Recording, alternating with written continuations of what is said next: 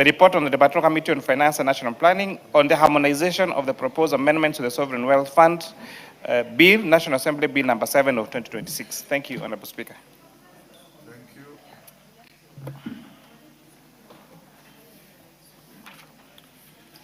Next order. Order number 6, notices of motion. Chairperson, Departmental Committee on Defense, Intelligence and Foreign Relations, Bashir. Honorable Speaker, these are notices of motion on inspection visit to Kenya Republic missions in the Republic of Zimbabwe and the Republic of Botswana from 24th to 28th November 2025. Honorable Speaker, I beg to give notice of the following motion that this House adopts the report of the Royal Committee on Defense, Intelligence and Foreign Relations in its inspection visit to Kenya Republic missions in the Republic of Zimbabwe and the Republic of Botswana from the 24th to 28th November 2025, laid on the table of the House on Thursday, 2nd July 2026. Thank you, Honorable Speaker.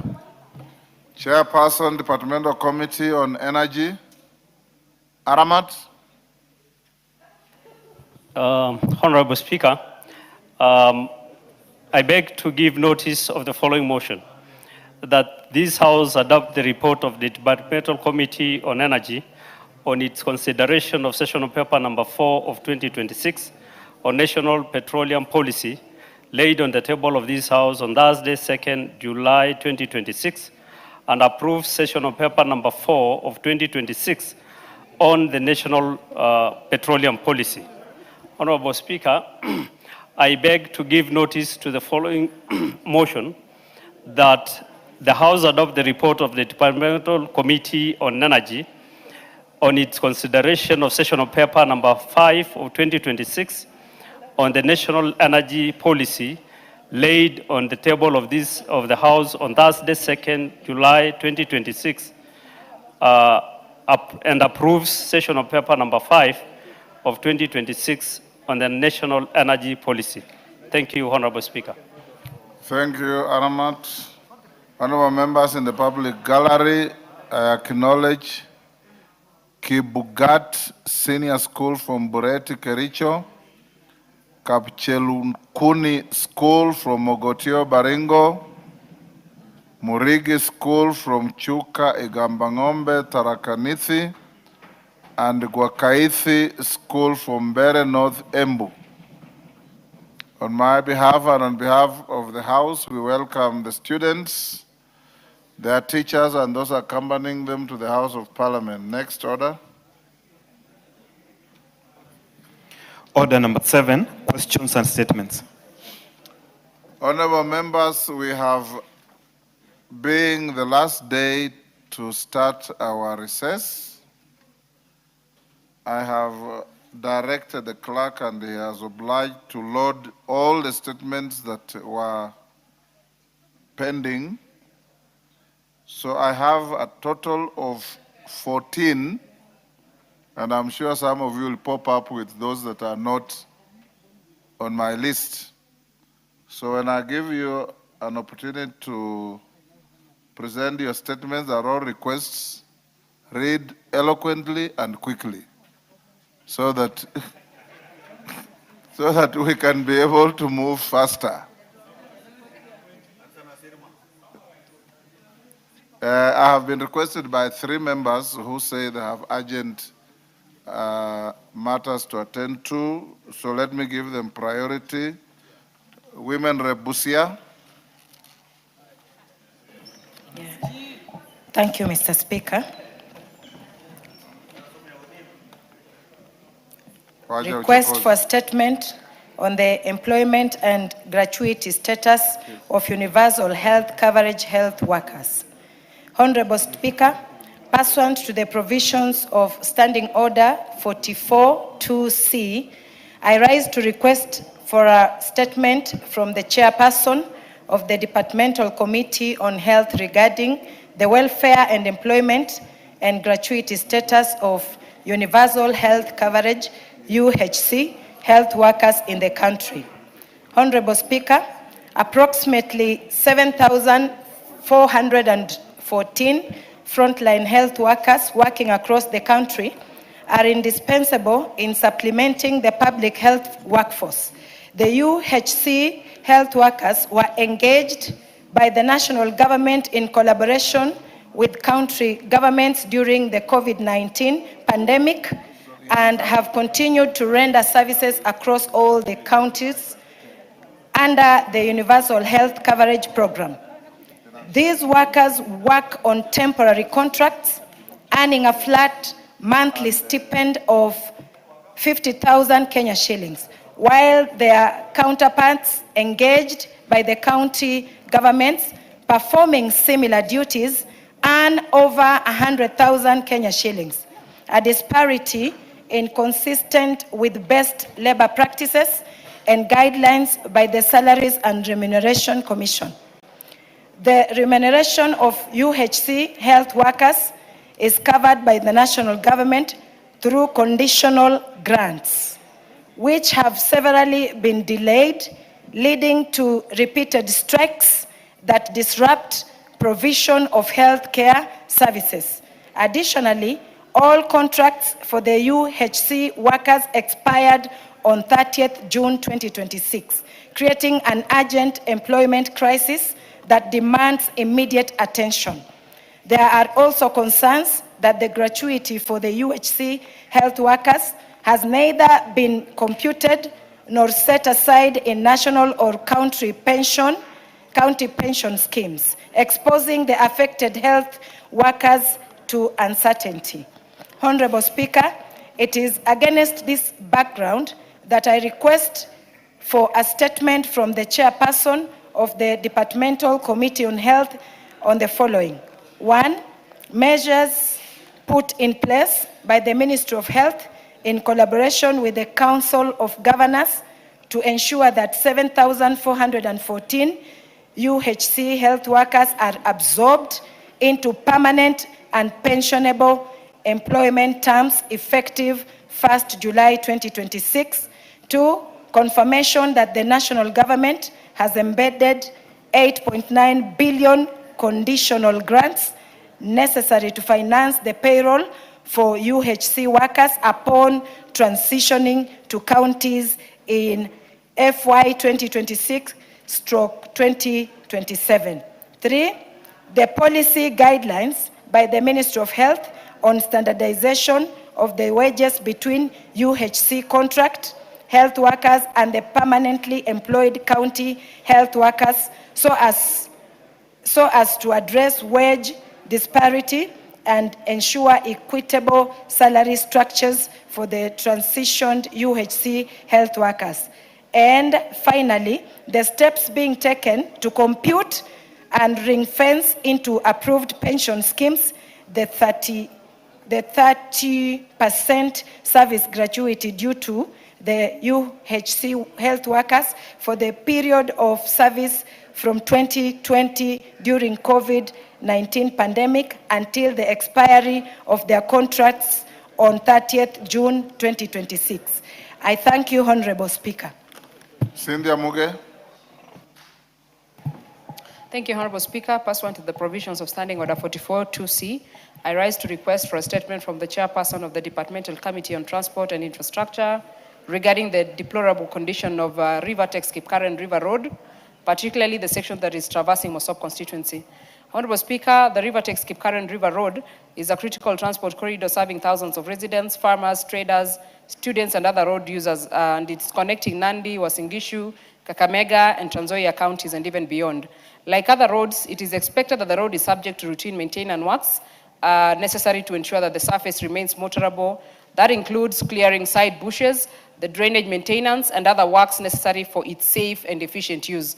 However, Honorable Speaker, despite the existence of a routine maintenance contract, the said road has been left in a state of neglect with the encroachment of overgrown bushes onto the road reserve that have significantly reduced visibility for motorists, cyclists, and even pedestrians, Honorable Speaker. The poorly maintained drainage systems that have also resulted in the deterioration of the road, and it has caused a lot of accidents. The poor state of the road has occasioned numerous traffic accidents, Honorable Speaker. It has delayed transportation and has exposed road users to unnecessary danger and rolls. Honorable Speaker, it is against this background that I request for a statement from the chairperson of the Departmental Committee on Transport and Infrastructure on the following issues. One, an explanation on why the Rivertex Kipkaren Road, particularly the section traversing Mosop constituency, has not been routinely maintained despite the existence of the valid maintenance contract. Number two, Honorable Speaker, the details of the routine maintenance works contract for the road, specifying the identity of the currently assigned contractor, the contract sum and duration and the specific maintenance activities the contractor is obligated to undertake vis-a-vis the activities, if there are any, Honorable Speaker. The oversight mechanisms by the ministry to monitor the contractor's performance and the reasons for the failure to address apparent negligence of bush clearance and drainage maintenance. Four, Honorable Speaker, the immediate measures that the ministry plans to undertake to clear the overgrown bushes, restore the drainage system, and enhance road safety to prevent further accidents along the road. And lastly, the long-term measures that the ministry intends to implement so that we can guarantee proper supervision of the routine maintenance contract and also ensure that the road is maintained to the required standards. I thank you, Honorable Speaker. Member for Kapchai.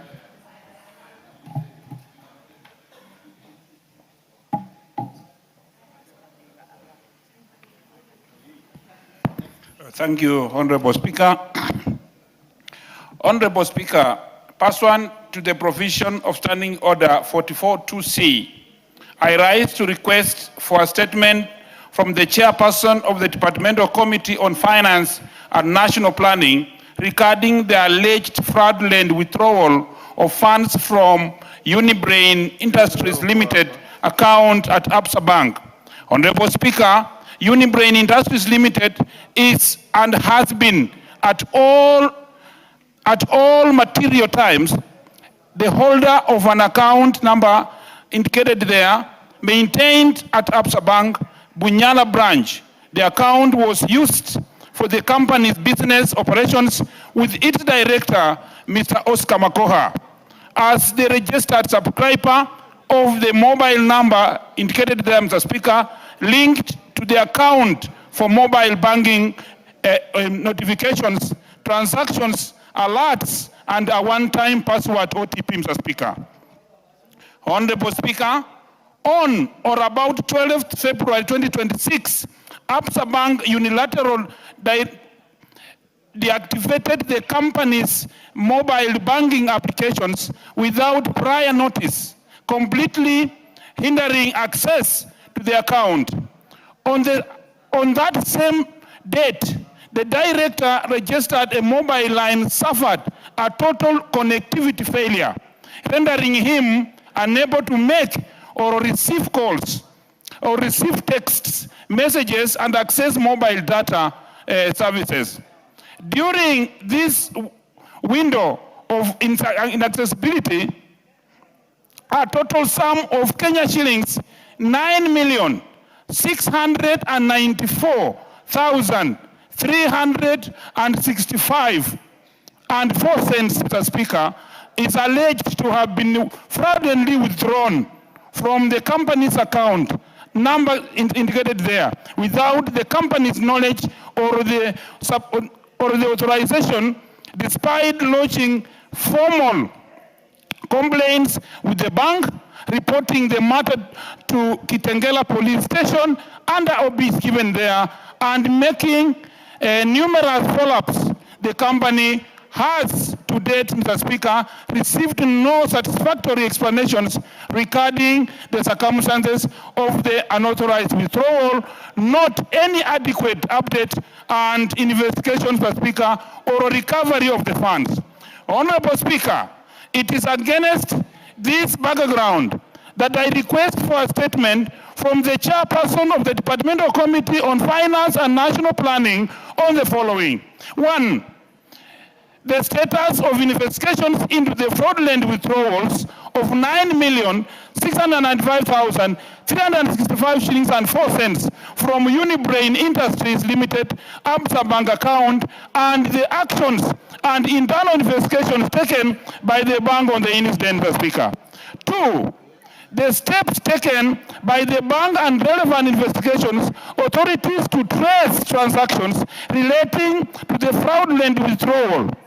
the details of beneficiary accounts, authorizations from the transfers, and the measures in place to ensure recovery or compensation for the loss suffered, including timelines for the actions. 3, Mr. Speaker, the measures by the Central Bank of Kenya to oblige the banks to adhere to the statutory and fiduciary duty of the care in safeguarding customers and fines customers' funds, preventing unauthorized transactions, and protecting the account holders from fraud facilitated through a unilateral disruptions of mobile banking service. And finally, Mr. Speaker, the broader regulatory framework governing bank customers recourse of increase of unauthorized accounts access, and whether existing consumer protections mechanisms are adequate to adhere to the scale and manner of loss suffered in this case. I humbly thank you, Mr. Speaker. Thank you very much. Yes, actually, honorable members, the statements requested by Omanyo, Scindia, and Kalasinga, the chairman responsible bring responses the first week after recess. George Murugara. Thank you very much, Honorable Speaker. Honorable Speaker, this is a request for a statement regarding the circumstances that led to the arrest and subsequent release of a suspect by the Directorate of Criminal Investigations. Honorable Speaker, pursuant to the provisions of Standing Order number 44-2C, I rise to request for a statement from the chairperson of the Departmental Committee on Administration and Internal Security regarding the circumstances that led to the arrest and subsequent release of a specified suspect by the Directorate of Criminal Investigations. Honorable Speaker, on the 7th of January 2025, Mr. Eric Matakwa Okeno of ID number 30 lodged a complaint with the Directorate of Criminal Investigations, the DCI, in Nairobi concerning an alleged land fraud to property number CR 51563, situated in Kekambala area, Kilifi County. The property, which forms part of the estate of the late Miss Rosemary Akinyi Okeno, was allegedly fraudulently transferred to Mr. James Ovid Sugars Yap. Following the complaint, the DCI undertook investigations and forwarded the file to the Office of the Director of Public Prosecutions for review, advice, and further action. Upon consideration of the file, the Office of the Director of Public Prosecutions recommended that the suspect, Mr. Farouk Omar Mzee, be arrested and charged. On the 2nd April 2026, Mr. Farouk Omar Mzee was arrested but was reportedly released on the same day without being charged before a court of law. The circumstances surrounding this release remain unclear. This has raised concern amongst the family of the late Miss Rosemary Akinyi Okeno, who fear that the delay or failure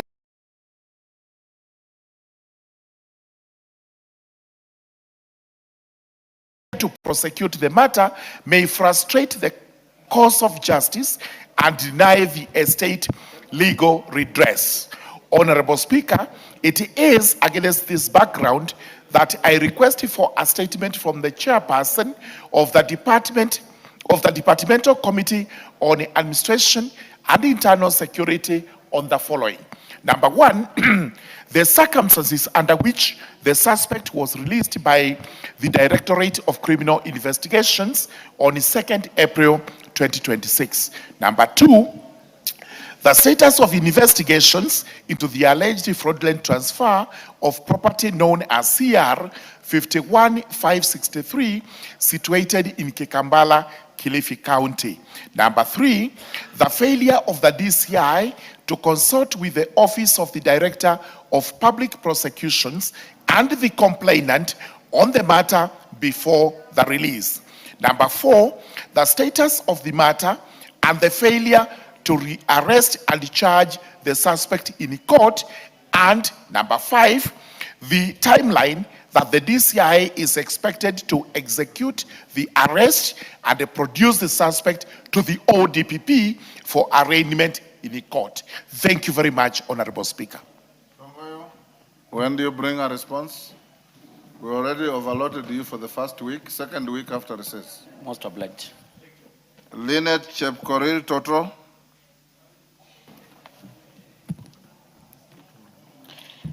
Thank you, Mr. Speaker. I want to request for a statement regarding the rising cases of Bomet vehicle theft. Honorable Speaker, pursuant to provision of Standing Order 44-2C, I rise to request for a statement from the Chairperson of Departmental Committee on Administration and Internal Security regarding the rising cases of motor vehicle theft in Bomet County.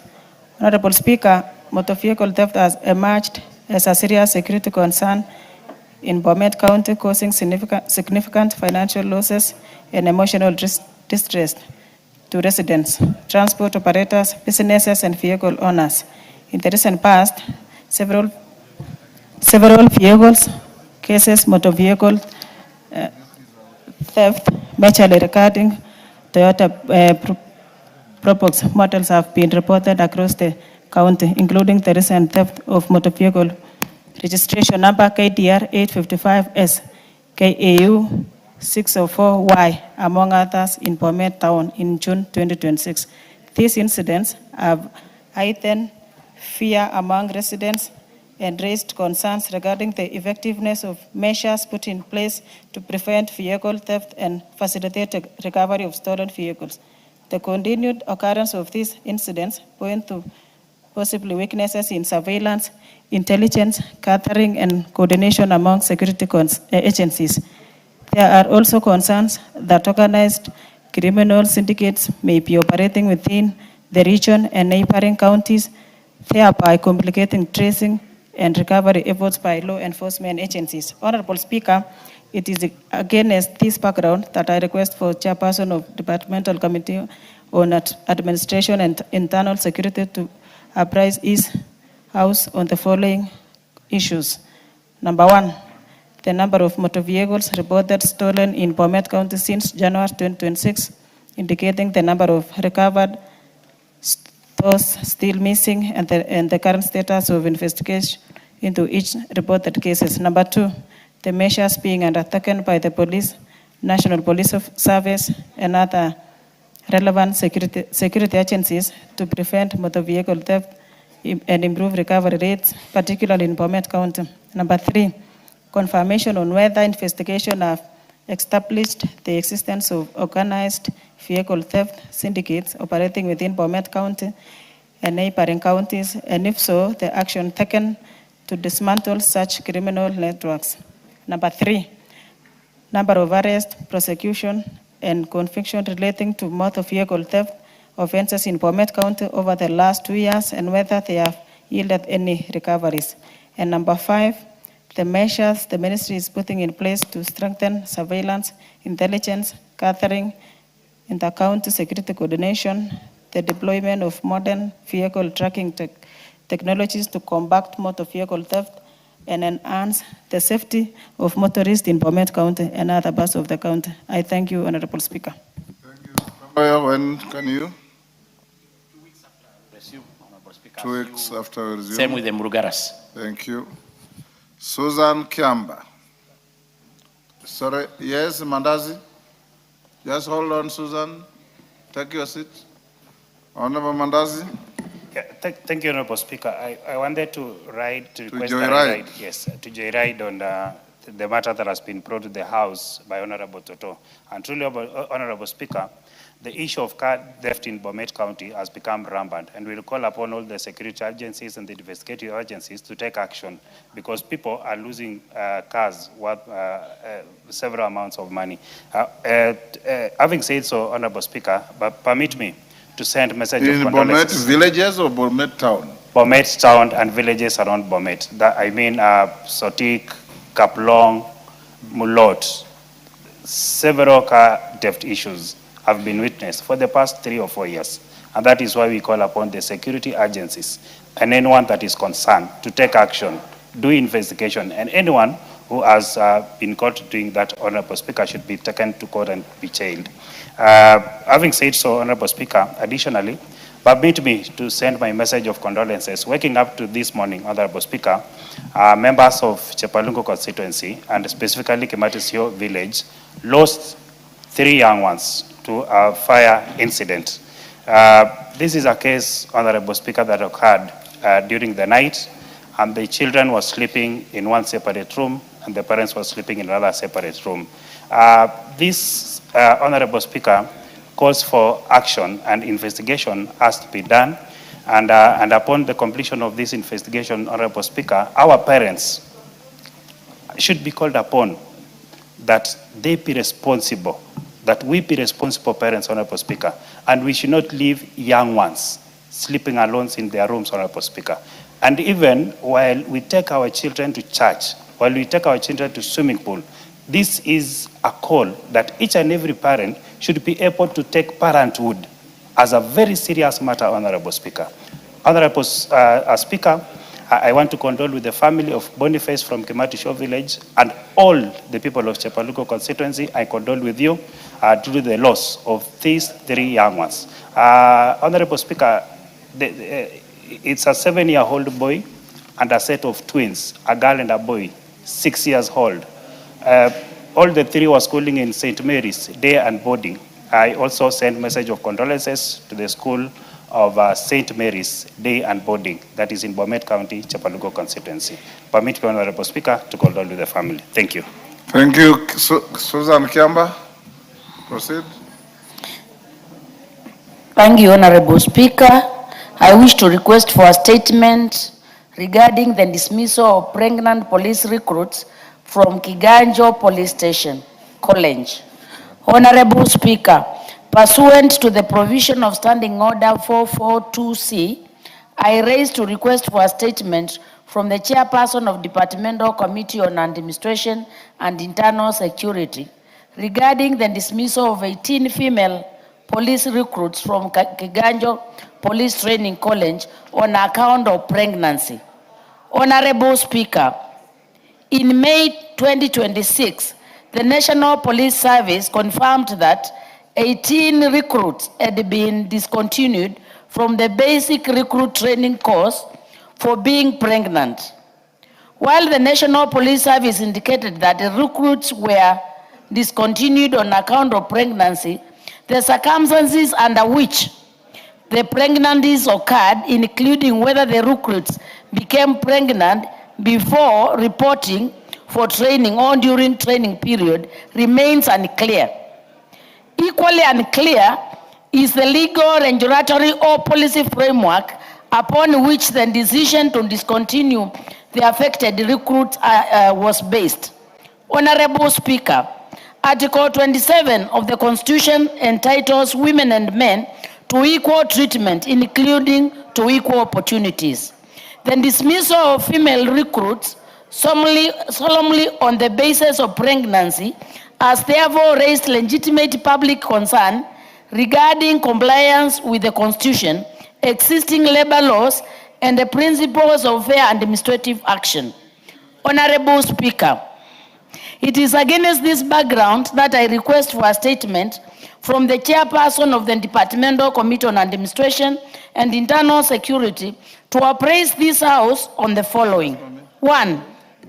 The legal, regulatory, or policy framework that provides for the discontinuation of recruits from the basic recruit training course at Kiganjo Police Training on account of pregnancy.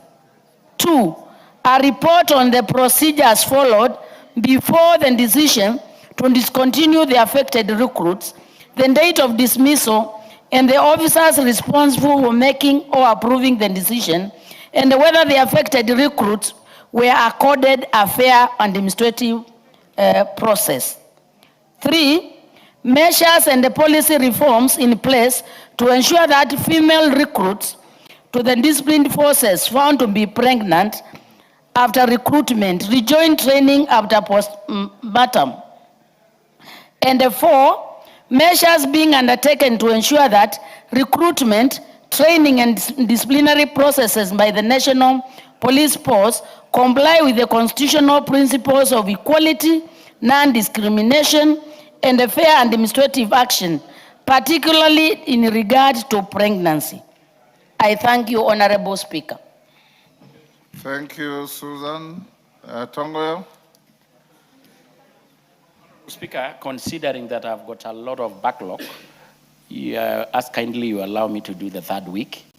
Okay. Nevertheless, Honorable Speaker, I don't want to preempt the response, but it's a given fact, Honorable Speaker, on the issue of pregnancy, that anybody, the pregnant recruit cannot withstand a vigorous training in these barracks.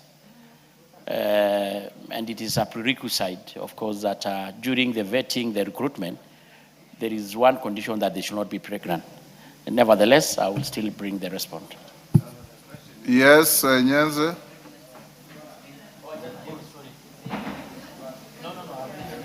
Thank you, Mr. Speaker. I want to joyride on this. The chairman has said actually that they should be vetting before recruitment. So my question is, during recruitment, was proper pregnancy examination done? And then what happened after 5 months? If the vetting was done and you were actually recruited, what happened after that? Was DNA done? And who was responsible? So, Mr. Speaker, there should be a mechanism also of reinstating these girls back to college, because maybe it was not a problem of their own making. Thank you. Tongoyo, umesikia hiyo? Yes. I don't want to preempt. Dr. Bukose, let's hear Dr. Okay. Bukose first. Honorable Speaker, I don't want to preempt what the chair would say, but I thought it would be premature to ask unless we get the report, and then we can be able to discuss. Because normally during recruitment, all the female candidates normally undergo pregnancy test. And even when they report in the college, they also undergo pregnancy test. So another one. So let's wait for the report to find out whether they were dismissed after the second pregnancy test or what happened. So I think we should not put the chair into answering a preemptive question. Yes, Julius Olesunguli. You are a former police minister. Yeah, that's why I'm surprised, Mr. Speaker, that I hope the honorable members then understand that the police and the army are called disciplined forces. And usually it is taken that pregnancy is an act of indiscipline. So, Mr. Speaker, I think the only question that that remains is to answer. Yes, Rueda. I was on a point of. Hold on, Julius. I might finish and then she can speak, Mr. Speaker, if you don't mind. Okay, you finish. Then Niko kwa hoja ya nidhamu. Niko kwa hoja ya nidhamu. Let me finish and then she can. Mama Rueda, ngoja amalize ndio umshambulie. The issue, Mr. Speaker. Julius, take your seat. No. Julius, take your seat. Yes, Mama Rueda. Je, mbunge mwenzangu anasema Your mic is not working. Kupata. Je, ni haki mbunge mwenzangu kusema kupata mimba ni ukosefu wa adabu? Yeye angezaliwa kama siyo mimba? Naomba sahihi atoe hiyo kabisa. Kuzaliwa, kuzaa nje ya ndoa labda, lakini watu wengi wanazaa ndani ya ndoa, na kuzaa ni haki. Na kisha ajue kwamba mwanamke azai peke yake na watu wawili, mbona wale wengine hawachishwi kazi au hawakosi kazi? Na si ugonjwa. Yes, Elijah. Thank you, Mr. Speaker. Mr. Speaker, I think the most important thing here that is really out of order is that when indeed there are discipline forces. So does it mean when now ladies and gentlemen have joined the forces, if indeed they have pregnant themselves inside there, both the man and the woman, either go home or they are told to get married and continue with their work, Mr. Speaker. But you cannot say a woman will be chased out, and at that time I know she will not even be able to identify. Maybe it's even the boss himself. So what happens, Mr. Speaker, to that case? Julius, finish up. It's unfair so that my message is not truncated. I say that it is part of the rules that is the case. But the question asked by Honorable Nyenze will answer this question, because some of these pregnancies do not happen between the recruits themselves. They happen between the recruits and instructors or some visitors who go there. But once you choose to be pregnant, you can also be recruited as a teacher. Julius. Yes, Elijah. You know, the challenge I'm facing with my senior is that maybe it's because of his culture, of his community. You cannot say a woman chose to be pregnant, Mr. Speaker. No woman chooses. It is a matter of you, a man and a woman, who have decided in God's eyes you want to have a child. So how do I choose? How? What happens if a woman chooses and finds a man to make her pregnant? Mr. Speaker, that man who decides to give his eggs must be responsible, because there's no egg that God gives you to just come and give and let your child wingle in challenges of this life, Mr. Speaker. No, that is wrong. Yes, Pazares, what is it? Thank you, Mr. Speaker. Mr. Speaker, I think we need to address something, that when they go for training, if it's not allowed for you to be pregnant, and you know that women will engage in sex and they will get pregnant, why not put them on a family planning option throughout the training? Why not invest in commodities, give them family planning so they can have their sex, but they will not get pregnant? Family planning works 99% of the time. But if it doesn't work, then she cannot continue the pregnancy because the child might be harmed, but she should be allowed to come back after she's delivered to continue with the training. Let us just be civilized. At the end of the day, and the member who was saying women get pregnant on their own, I want him to know that his entire constituency, probably 70% of the women who are going to vote for you are single mothers. So they're your voters, and you need to retract.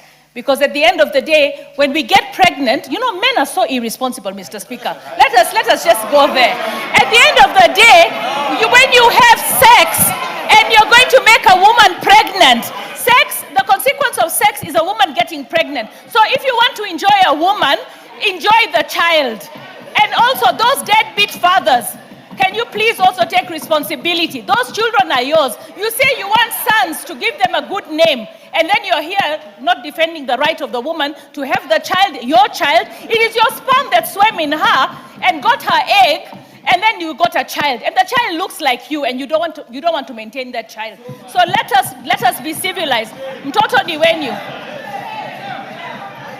Yes, Murugara. Thank you. Thank you. Honorable Speaker, I don't agree with Honorable Pasaris that men are irresponsible. I don't. Because we believe we are responsible.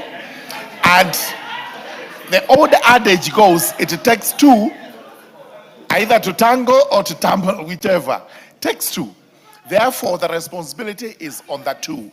But this society goes as regards recruits. And I'm not speaking for the police, and I'm not trying to answer the question by Honorable Kiamba.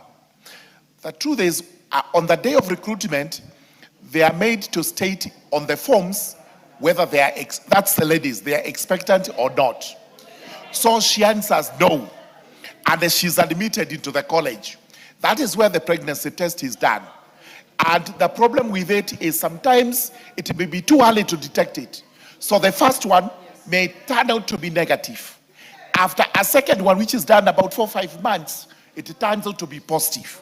And this is, and this is the reason. Honorable Morogara, when I last checked, you are not a gyna. I am not.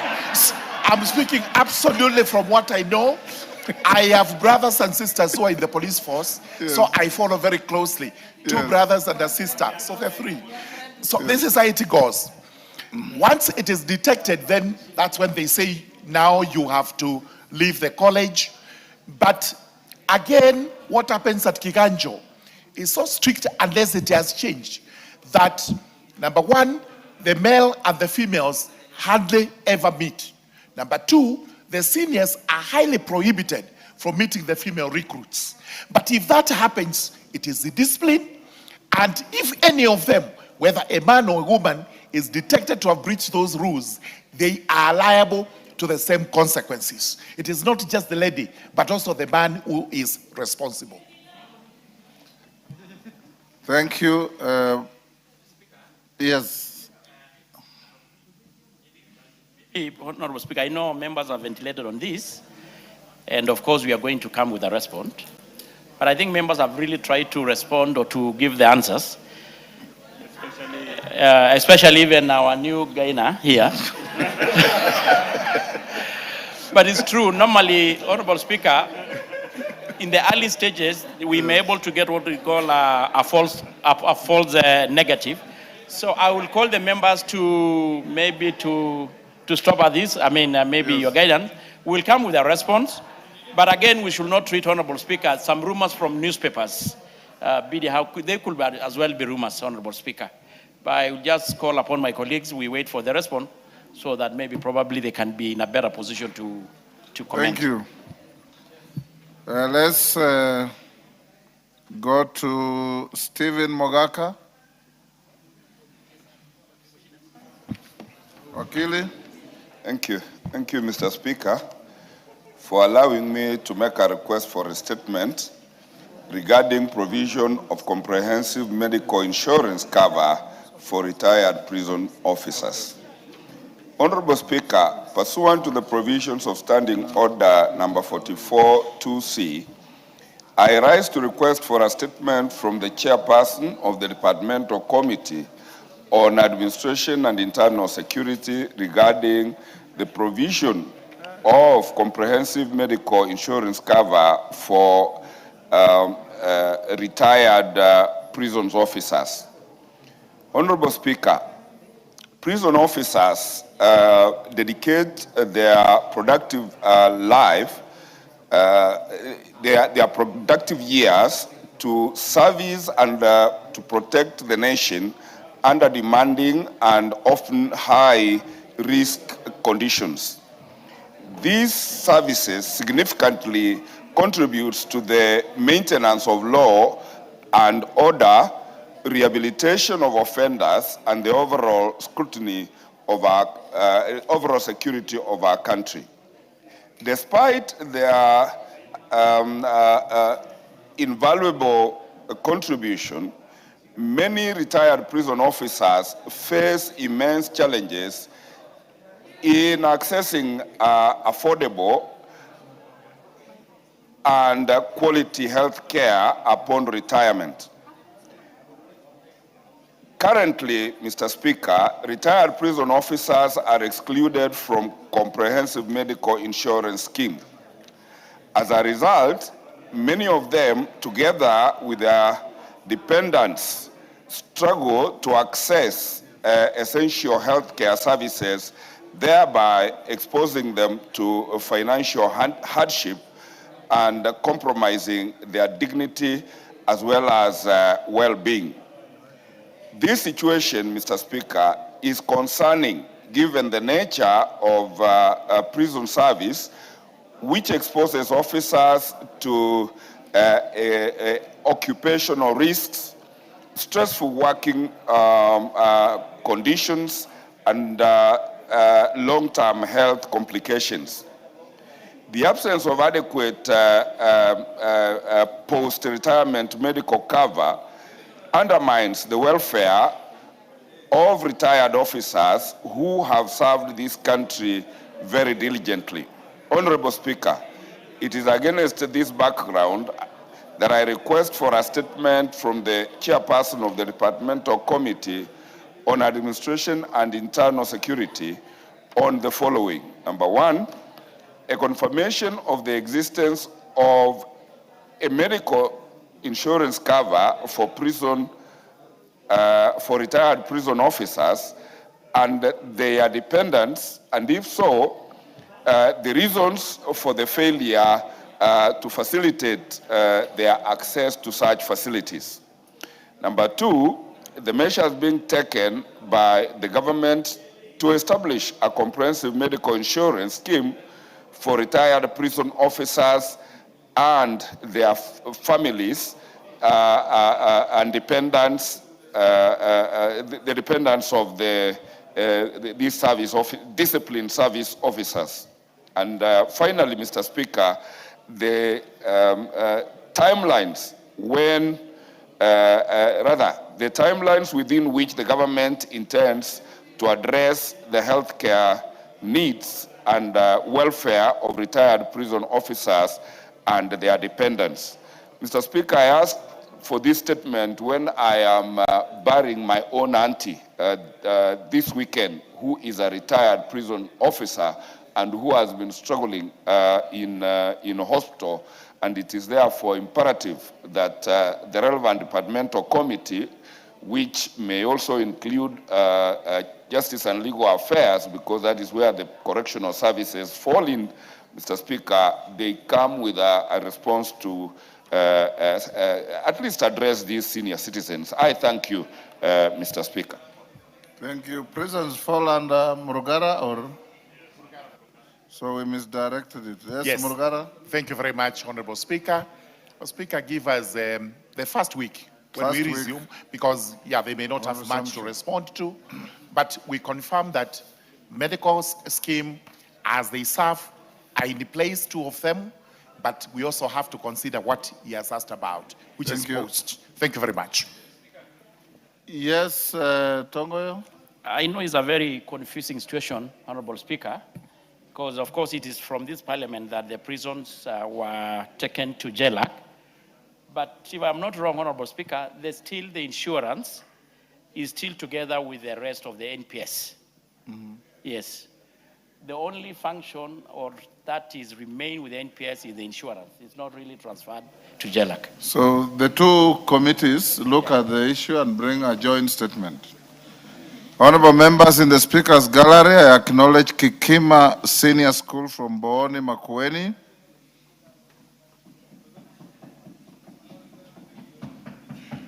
Mary Immaculate School from Kiambu Town, Kiambu,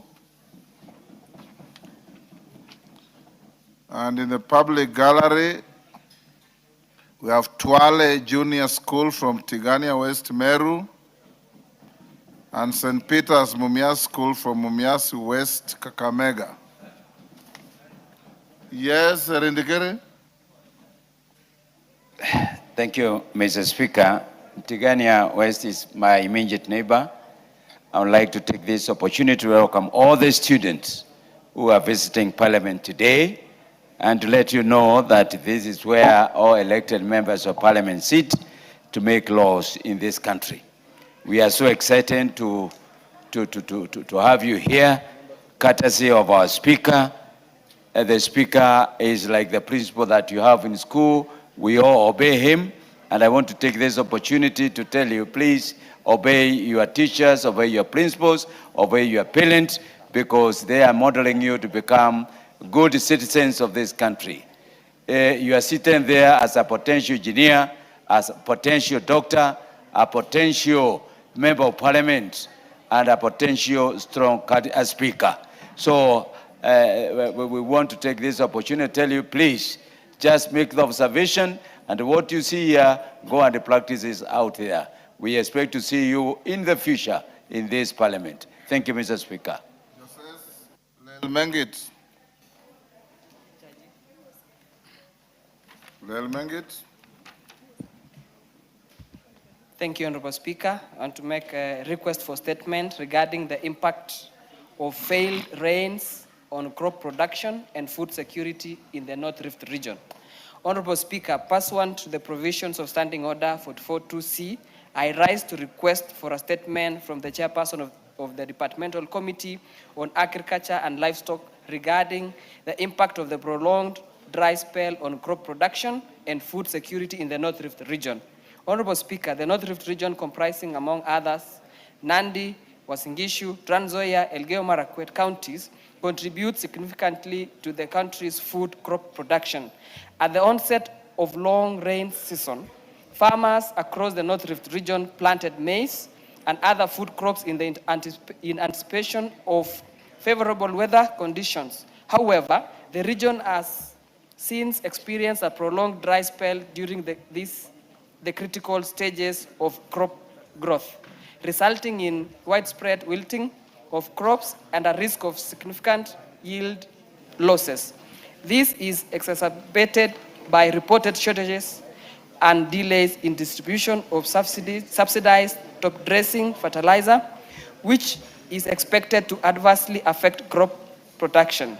The situation has raised concerns across the region as it threatens household incomes, stability of food prices, and food security in the country. Honorable Speaker, it is against this background that I request for a statement from the chairperson of the Departmental Committee on Agriculture and Livestock on the following. Number one, a report by the Minister of Agriculture and Livestock Department on the extent of crop damage and projected reduction in maize and other food crop yields in the North Rift region. The anticipated impact of the projected production shortfall on national food security, strategic grain reserves, and the prices of staple foods. Number two, reasons for the reported shortages and delays in distribution of subsidized top-dressing fertilizer and actions taken to ensure timely and adequate supply of fertilizer. Number three, the measures being undertaken by the ministry to support affected farmers, including the provision of drought mitigation measures, crop insurance, support and access to subsidized and affordable farm inputs. And finally, the long-term strategies being implemented by the ministry to strengthen climate resilience in the agricultural sector, including investment in irrigation infrastructure and promotion of sustainable agricultural production in the country. I thank you, Honorable Speaker. The Chair Agriculture. Any member of the committee? Justice, are you a member? Yes, please. Bring a response within the first week after recess. Much obliged, Honorable Speaker, but since it's a fairly weighty matter, I was requesting that we bring an answer the second week after recess so that we can get enough time. So be it. Thank you, Honorable Speaker. Daniel Manduku, Nyaribari Masaba. Thank you, Mr. Speaker. Request for statement regarding the disappearance of two Kenyan citizens in the Russian Federation. Honorable Speaker, pursuant to the provisions of Standing Order number 44.2c, I wish to request for statement from the chairperson of the Departmental Committee on Defense, Intelligence and Foreign Relations regarding disappearance of two Kenyan citizens in the Russian Federation. Honorable Speaker, Mr. Frank Anyon Omare, holder of passport number that and ID number that, and Mr. Kevin Momanyi Onderi, holder of ID number that, departed Kenya for the Russian Federation on the 20th of October 2025. According to information provided by the respective families, the last communication with the two individuals was on the 4th of December 2025. Since that date, the families have neither heard from them nor established contact with them, and their whereabouts remain unknown. The circumstances surrounding their disappearance have raised serious concerns regarding their safety and welfare. Further, the prolonged loss of communication has caused immense anxiety, distress, and uncertainty to their families. Honorable Speaker, it's against this background that I request for a statement from the chairperson of the Departmental Committee on Defense, Intelligence and Foreign Relations on the following. 1, a report on the whereabouts of Mr. Frank Anyona Omare and Mr. Kevin Momanyi Onderi, including the measures taken by the government through the Kenyan Embassy in the Russian Federation to establish their place of residence and employment status. Number 2, the measures being taken by the government to safeguard the welfare of Kenyan citizens residing, working, or studying abroad, including protocols in place to assist those who are reported missing or in distress. And number 3, the measures put in place to strengthen the monitoring, protection, and consular support for Kenyans living abroad, particularly those traveling for employment or other engagements in unfamiliar jurisdictions. I thank you, Honorable Speaker. Thank you. Bashir, this is to your committee. When can you bring a response? Honorable Speaker, we'll be able to bring a response within the first 2 weeks upon reception from recess. Thank you. Tungule Kazungu. Honorable Tungule Kazungu. Question, statement dropped. Edith Nyenze, Kitui West.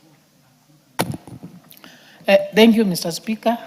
I would like to request for a statement regarding delayed repair and maintenance of electricity transformers in Kitui West constituency. Honorable Speaker, first word to the provisions of Standing Order number 44-2C, I wish to request for a statement from the chairperson of Departmental Committee on Energy regarding delayed repair and maintenance of electricity transformers in Kitui West constituency. Honorable Speaker, residents of Kitui West constituency, particularly those in Nyuani community, Kadhuma, Zemeli, Kwamboya, Mutonga, Kabo, Kilimo, Nguni, Kata, Ebuliamu, Komu, Kwa Nyingi, Ilakomututa and Sangala primary school have endured prolonged power outages for several months following the breakdown of electricity transformers serving them. In addition, the prolonged delay in repair and maintenance of the faulty transformers has resulted in socioeconomic challenges. For instance, learning institutions are unable to effectively utilize digital learning facilities, thereby compromising the quality of education. Health facilities are unable to operate essential medical equipment, preserve vaccines and medicines, or provide adequate lighting for the delivery of health care services. Despite numerous reports made to the Kenya Power and Lighting Company regional office in Kitui Town, no meaningful action has taken place to repair or replace the affected transformers. Honorable Speaker, it is against this background that I request for a statement from the chairperson of the Departmental Committee on Energy on the following. Number 1, a report on status of transformers serving these communities: Nyuani, Kadhuma, Zemeli, Kwamboya, Mutonga, Kabo Primary School, Kilimo Dispensary, Nyuani Primary School, Ebuliamu, Kata, Komo Village, Kwa Nyingi, Ilakomututa Secondary School, and Sangala Primary School areas, including the dates when faults in respect of transformers were reported and the action taken to date. Number 2, the timelines within which the 40 transformers will be repaired or replaced to ensure electricity supply in those areas. Number 3, measures put in place to provide alternative electricity supply to the affected areas, and actions taken to ensure regular maintenance of rural electricity infrastructure, including improving of response time for transformer failures across the Kitui West constituency. I thank you, Honorable Speaker. Thank you. Yes, Makali Mulu, you want to joyride? Yeah, Honorable Speaker, thank you so much. I just want to say one or two things, Honorable Speaker. First of all, is to thank Honorable Nyenze for raising this matter, Honorable Speaker, because it's also happening in my constituency. And Honorable Speaker, I think this war between REREC and Kenya Power is what is causing all this problem. We have transformers which are installed by REREC, and when you call the Kenya Power people to come and connect people to power, they say they are not aware of those transformers, that they have not captured them in their system. But you know, Honorable Speaker, at the end of the day, what Kenyans want is just power. They don't care who provides that power. I think even as this answer has been provided, Honorable Speaker, it would be important for the committee concerned to have both Kenya Power and RELEC to confirm that they are working as a team. Thank you, Honorable Speaker.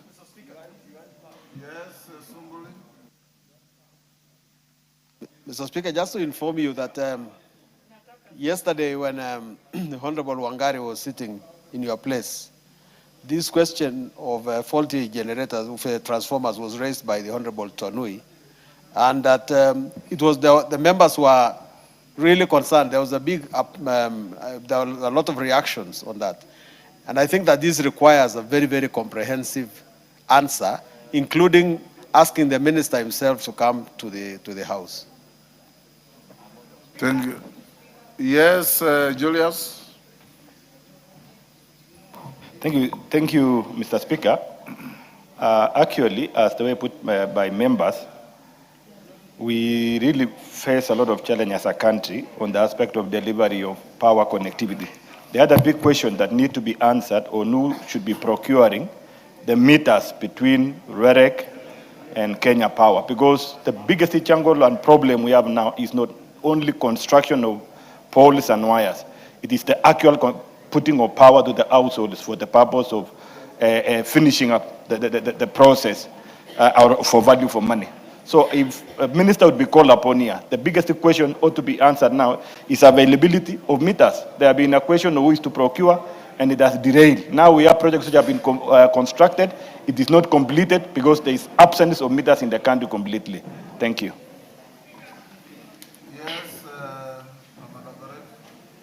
Thank you, Mr. Speaker. Mr. Speaker, what we need to do is the minister the CS should be asked. REREC builds electricity in the rural area. After doing the infrastructure, Kenya Power is supposed to take over and ensure there is maintenance, there is connection, and everyone has electricity. But what is happening, Mr. Speaker, today the fight between REREC and Kenya Power is beyond the consumer.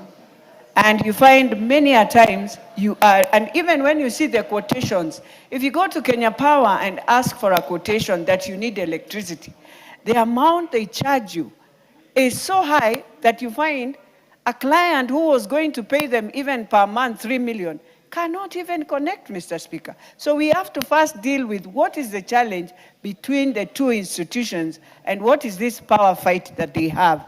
Then now we go to how we assist Kenyans in getting light, Mr. Speaker. Thank you, Honorable Speaker. I would also want to join my colleagues. There is a big problem with REREC, and there is lack of clarity in explanation.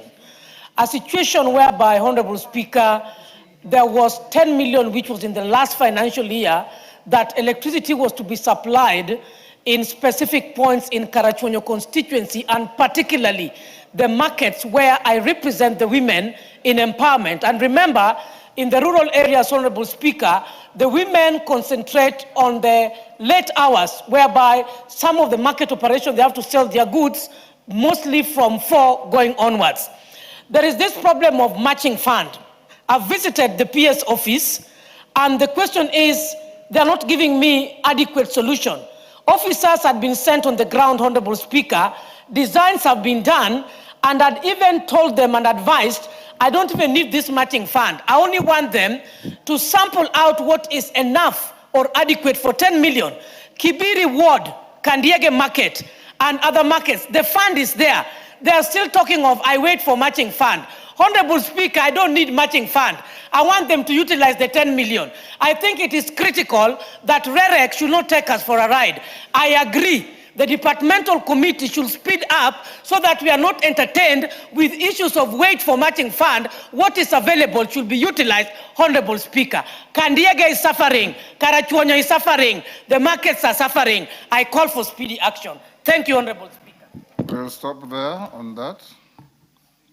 Chair Energy. Chair Energy, I thought there was a vice chair somewhere. Leadership. Yes, because you are the pretender to the throne. No, I'm sitting in for the majority leader, and I'll be able to convey the message. That they bring a response third week after recess. Okay. Thank you, Honorable Speaker. I'm told statement number 9, Honorable Kibagendi had indicated that we take it off the order paper. He's not here today. Dr. Joyce Bensouda, Homa Bay County. Thank you, Honorable Speaker, for giving me the opportunity to request for statement regarding the implementation of gender-responsive and child-sensitive budgeting in the financial year 2026-2027 budget. Honorable Speaker, pursuant to the provisions of Standing Orders 44-2C, I wish to request for the statement from the Chairperson of the Departmental Committee on Finance and National Planning regarding the implementation of gender-responsive budgeting and child-sensitive budgeting in the financial year 2026-2027 budget.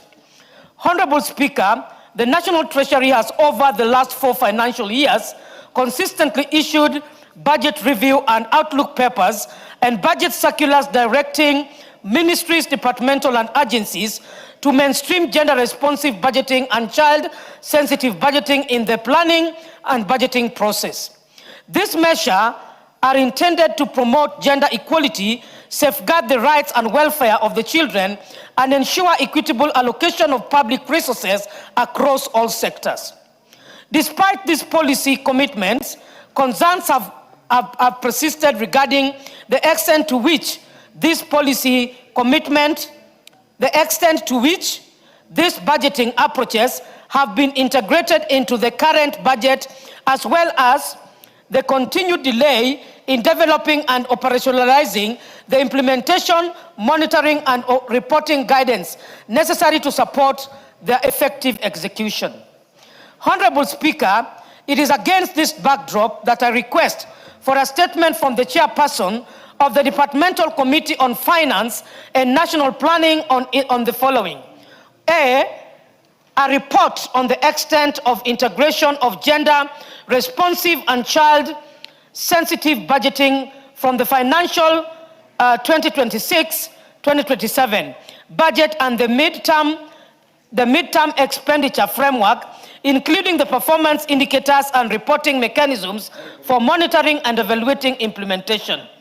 2, reasons for the delayed formulation and operationalization of the guidelines intended to facilitate the implementation, monitoring, and reporting of gender-responsive and child-sensitive budget despite repeated commitments in National Treasury budget, circular over the past 4 years, and indicate the timeline for their completion and rollout. And finally, indication on whether the financial year of 2026-2027 budget contains specific allocation for the implementation of the recommendation of the Technical Working Group report on gender-based violence, and if so, the detail of the allocation, the implementing agencies, and the programs to be funded, and the expected outcomes. Thank you, Honorable Speaker. Thank you, Bensouda. Finance and National Planning, Kimani, when can you bring a response? First week? So, Honorable Speaker, I'm thinking of the magnitude of the kind of report that Dr. Bensouda is asking for. We will need like 2 months to bring such a report. You're talking about analysis of the whole budget of the Republic of Kenya and to find out how that budget is responsive to needs of children and gender. That is a very, very detailed report, Honorable Speaker. So I give Maybe you 1 month. It's not 2 months. including recess, so you bring third week. Excluding 1 month, excluding recess. Now bring in the third week after recess. Thank you. Yes, yes, David Ocheng? Mr. Speaker, I just wanted to add my voice onto that particular request. Yes. And request my friend, the chair of Finance Committee, that this isn't an academic question. It is the question. It is the question. And even if you take 3 months, take 3, but give us a report on how our budget responds to what she's asked for. Gender, minorities, PWD, children. It is what's required by our constitution. And equity and all these things.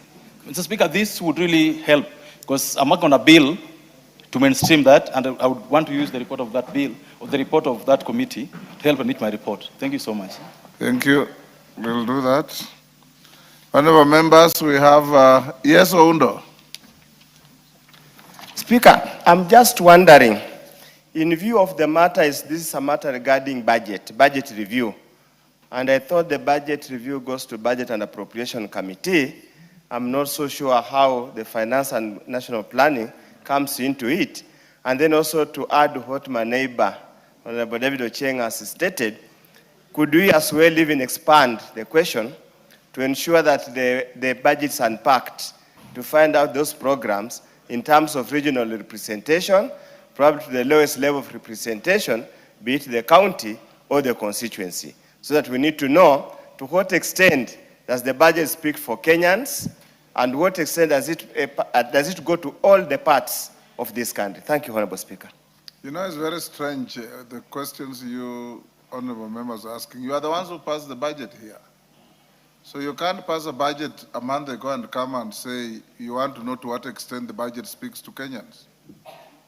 I don't understand that, but it's up to the chairman.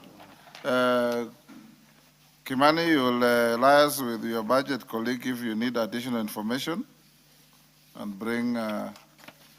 Honorable members, in the public gallery, we have Emmanuel School from Naivasha, Nakuru. Students, when you are mentioned, you stand up to be acknowledged.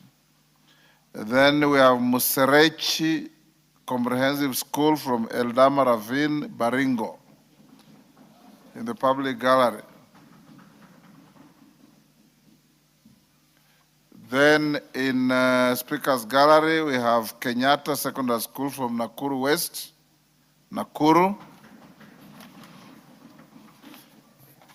And also in the Speaker's Gallery, I wish to introduce to the House a delegation of student leaders from the United States University Africa, United States International University Africa, and members of the Young Diplomats Forum, YDF, who are seated in the Speaker's Gallery. The delegation is visiting the National Assembly as a part of a mentorship program aimed at providing practical exposure to the legislative process, parliamentary governance, parliamentary diplomacy, and the work of the National Assembly, while fostering a deeper appreciation of civic responsibility and public leadership. On my behalf and on behalf of the House, we welcome all our visitors this afternoon to the House of Parliament. Next, Dr. Irene Kasalu. Hold on, Irene. Yes, Musa Sirma?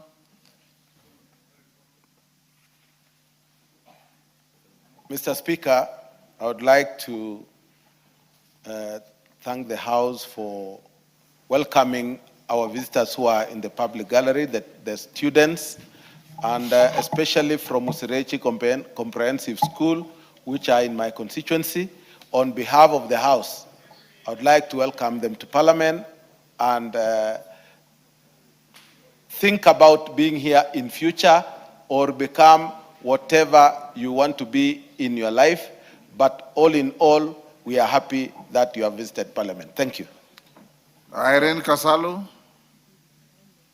Kitui County.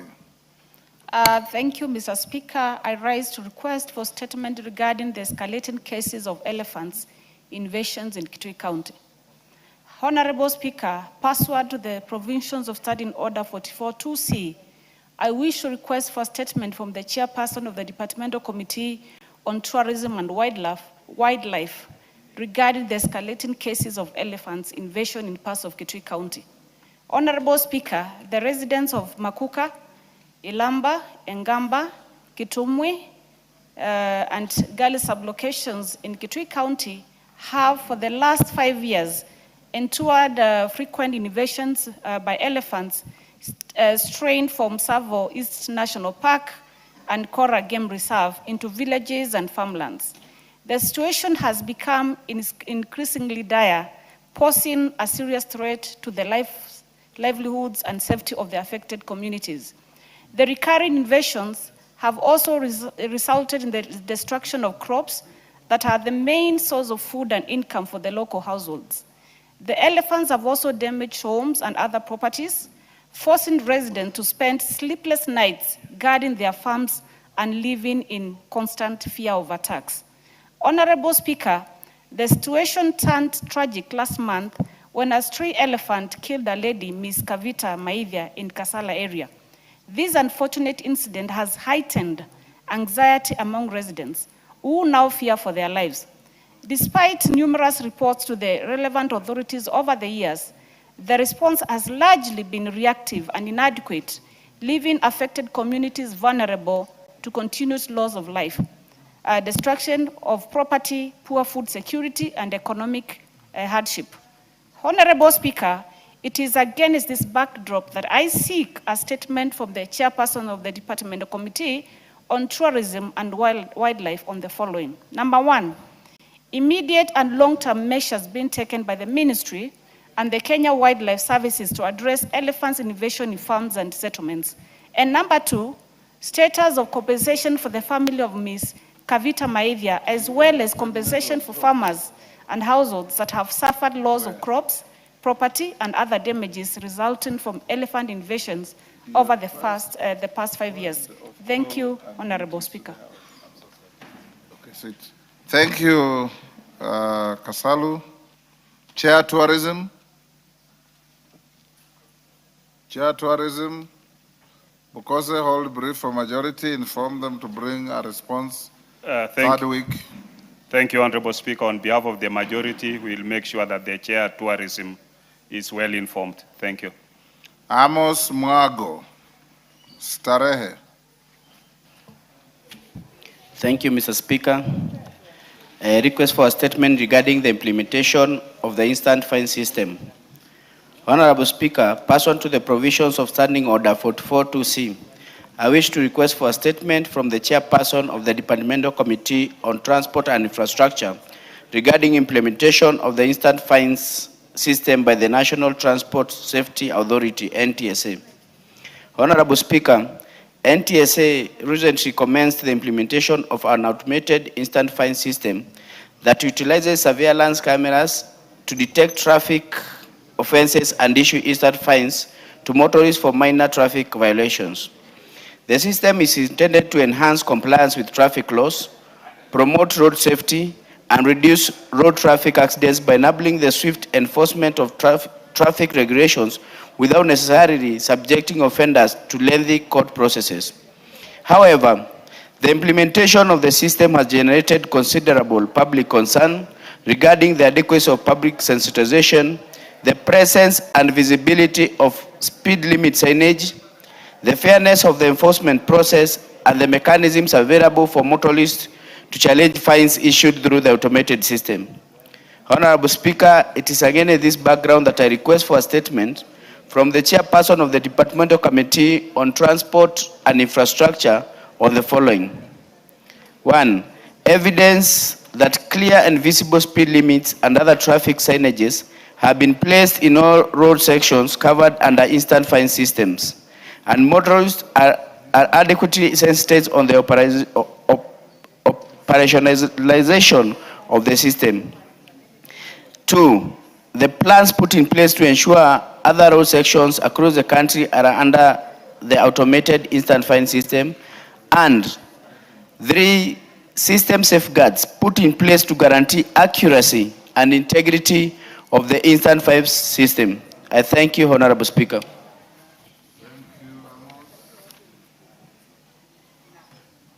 Chair, Transport and Infrastructure.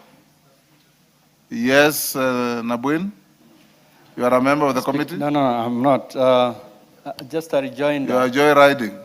Yes. Go ahead. Mr. Speaker, before the last recess, I had given a statement to the same committee over 2 roads that have not been done in my constituency. The response was supposed to come 2 weeks after the recess, but to date we are headed to another recess, and I haven't received any response. Thank you, Mr. Speaker. You can see even the chair is not here. So majority leader has just walked in.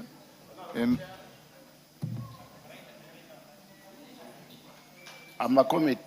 Honorable Naika, there is no chair here, there is the speaker. Yes, but I'm a member of the Committee of Transport. Yes. I just wanted to Hold brief for your chair. Yes, I will and brief my bring chair. a response Yes, 2 weeks so that he can after bring. recess. Yes, Chair. Yes, Okay, Mr. Kimani? Speaker. So, Honorable Speaker, I would also like to joyride on this particular matter.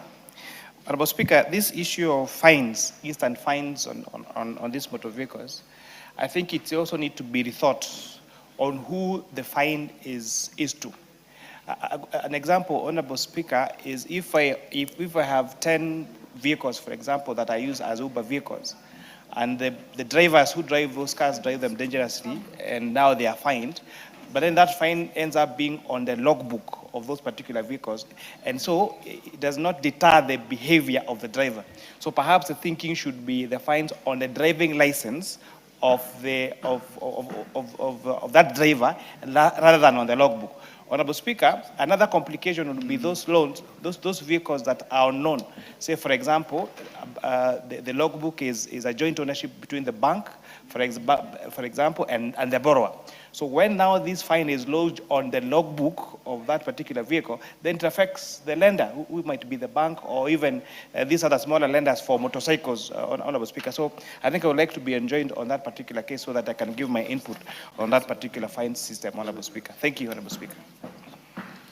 Thank you. Naika, he has already left? You are very nomadic, Naika. You bring a response 2 weeks after recess and take into account what the Honorable Member for Molo has said. Quite obliged, Honorable Speaker. I will revisit statement number 7, Kazungu Tungule. Thank you, Mr. Speaker. And first of all, my apologies for not being there when my statement was called. It was due to very unavoidable circumstances. Honorable Speaker, this is a request for a statement regarding the electrocution of Ms. Rita Mapenzi Kenneth and the safety of electricity infrastructure in Ganze constituency. Honorable Speaker, pursuant to provision of Standing Order number 444-2C, I wish to request for a statement from the chairman of the Departmental Committee on Energy regarding the electrocution of Ms. Rita Mapenzi Kenneth and the safety of electricity infrastructure in Ganze constituency. Honorable Speaker, on 23rd of May 2026, Ms. Rita Mapenzi Kenneth, a 13-year-old grade 7 pupil at Ganze Primary School, sustained severe injuries after stepping on a live electric wire that was lying on the ground following the collapse of electricity poles while walking home from school. The victim, who was walking home from school, suffered extensive burns, resulting in the amputation of both legs and one arm at Kilifi, and is admitted at Kilifi County Referral Hospital. The matter was reported to Ganze Police Station under OB number 07 23 526 and to the Kenya Power and Lighting Company KPLC offices in Kilifi. However, KPLC has not engaged the family or provided any assistance, leaving them to shoulder the medical expenses and related costs alone. The incident has also raised concerns over the safety of electricity infrastructure in Ganze constituency, where fallen poles, low-lying and exposed live wires continue to pose a serious risk to the residents. Honorable Speaker, it is against this background that I request for a statement from the chairperson of the Departmental Committee on Energy on the following. Or number one, a report on the incidences of electrocution of Ms. Rita Mapenzi Kenneth and the findings of investigations, if any, conducted by KPLC into the incident, and the action taken against officers found to have been negligent. Number two, the steps that KPLC has taken to ensure that Ms. Rita Mapenzi Kenneth receives adequate medical care, rehabilitation services, including provision of prosthetic limbs, and fair and timely compensation for the permanent psychological effects of the resultant amputation and disability. Number three, immediate interventions that KPLC has undertaken to inspect, repair, and secure damaged electricity infrastructure, particularly fallen electricity poles and exposed live wires in Ganze constituency. And lastly, the long-term measures put in place by KPLC to strengthen the maintenance, inspection, and monitoring of electricity infrastructure across the country in order to prevent recurrence of similar incidents. Thank you, Honorable Speaker. Thank you, Tungule. Chair Energy, Majority Leader, you can inform them to bring a response. After the recess. Yes, Majority Leader. Thank you, Honorable Speaker. Honorable Speaker, as I prepare for my statement, allow me to also mention something on the instant fines on this statement by Honorable Mwago. And indeed, the committee has some work to do, but principally to make sure that there is adequate signage and Kenyans know what speed limits are allowed on what kind of road. If you're on the expressway, you can do 100 and something. If you're on a feeder road, what is the speed limit that you're supposed to be driving on or at, so that people don't also get unfairly fined because they didn't know. But also to ask Kenyans, Honorable Speaker, to also maintain relatively safe speeding on our roads. Because, Honorable Speaker, the lesser evil to deal with is to deal with fines and penalties than the kind of deaths and loss of life that we have seen, and especially as we move towards the festive seasons at the end of the year. Thank you, Honorable Speaker. Majority Leader, is much more than that. Yes. Our roads are not just unsafe because of speeding. We have the border problem. I'm sure you have noticed this. Yes. We have the Matatu menace. We have overspeeding drivers. We have all manner of problems, and we need a holistic approach to make our roads safe. Yes. For everybody. True, Honorable Speaker, because even our good friends, the border riders, you've seen they keep cutting everybody on the road.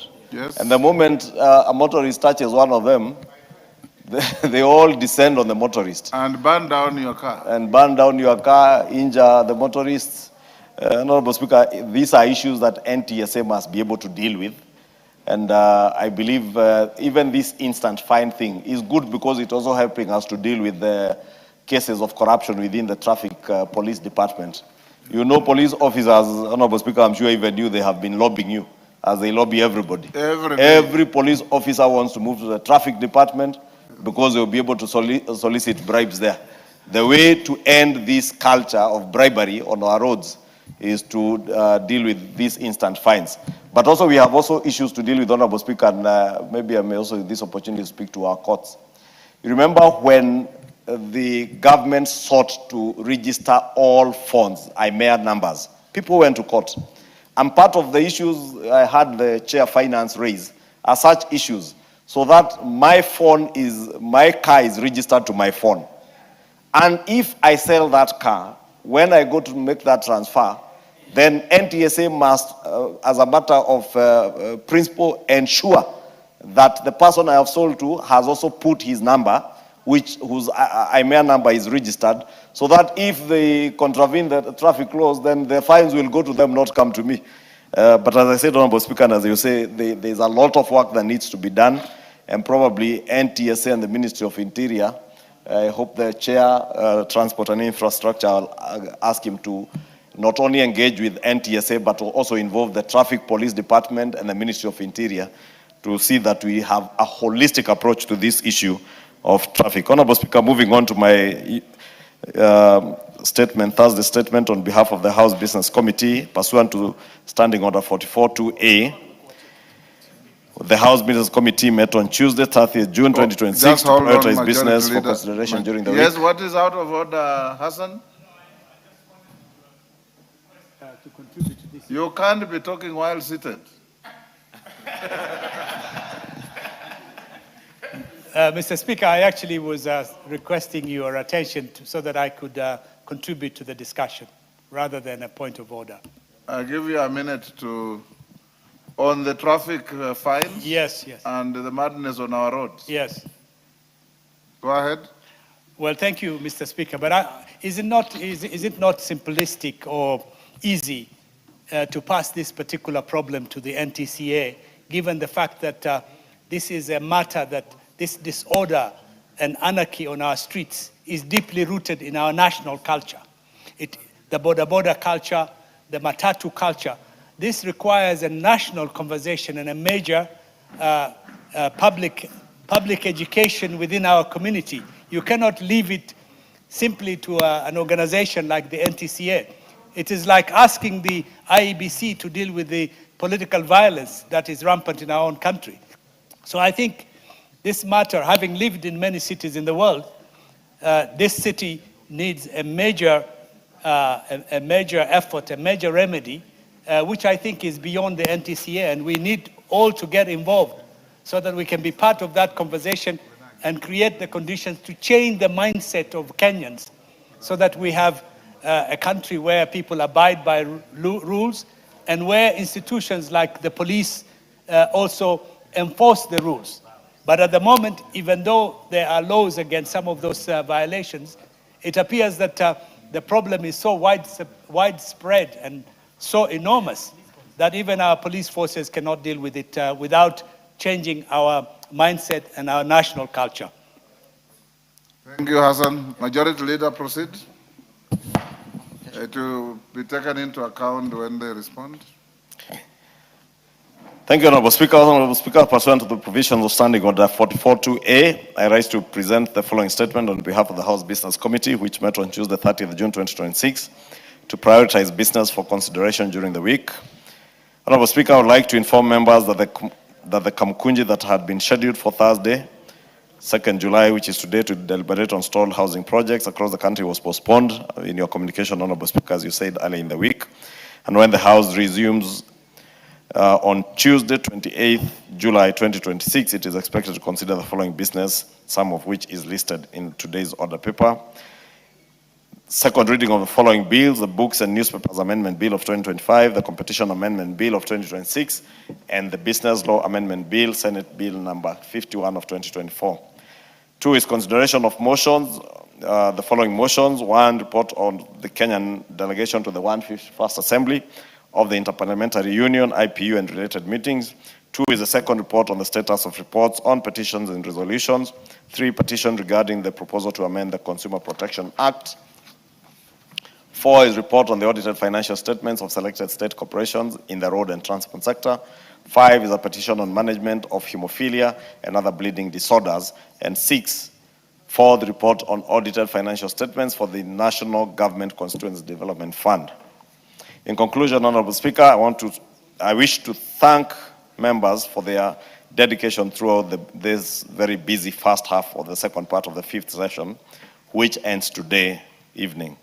As we proceed on the short recess, I wish all members a wonderful rest period as they spend time with their families, discharge their parliamentary and constituency or county obligations, and rejuvenate ahead of the resumption of sittings at the end of July. Honorable Speaker, the House Business Committee shall reconvene again on Tuesday, 28th July 2026 to schedule business for the rest of the week. I now wish to lay this statement on the table of the House. Thank you, Honorable Speaker. Leader Musa Sirma. Before that, Moses Sirma, just hold. We have in the public gallery Warugara Primary School from Madhioya, Muranga. And in the speaker's gallery, we have Kalalu Girls School from Laikipia East, Laikipia. On my behalf and on behalf of the House, we welcome the students, their teachers, and those accompanying them to the House of Parliament. Go on, Musa Sirma. Mr. Speaker, pursuant to provision of Section 34(2), as read together with Section 6(1), 8(1), and 23(1) of the National Government Constituency Development Fund Act Cap 414A, I rise to inform the Honorable House and a schedule showing the budget ceilings for each of the 290 constituencies for the financial year 2026-2027. Mr. Speaker, the Select Committee on the National Government Constituency Development Fund met with the Acting Chief Executive Officer of the National Government Constituency Development Fund, NGCDF Board, and received comprehensive briefing on the allocation towards National Government Constituency Development Fund for the financial year 26-27. Mr. Speaker, the committee then considered the approved budget estimates for the financial year 26-27 and the ceilings in accordance with the provision of NGCDF Act Cap 414, which stipulates the mechanism for sharing the allocations. Mr. Speaker, Section 4.1 of the NGCDF Act provides that the annual allocation for the fund shall consist of an amount equivalent to not less than 2.5% of the national government share of revenue, as contained in the annual Division of Revenue Act approved by the National Assembly. Consequently, the National Government Constituency Development Fund has been allocated a total of 61,797,700,000 for the financial year 26-27, representing an increase of 5.1% from the current allocation of 58,797 million.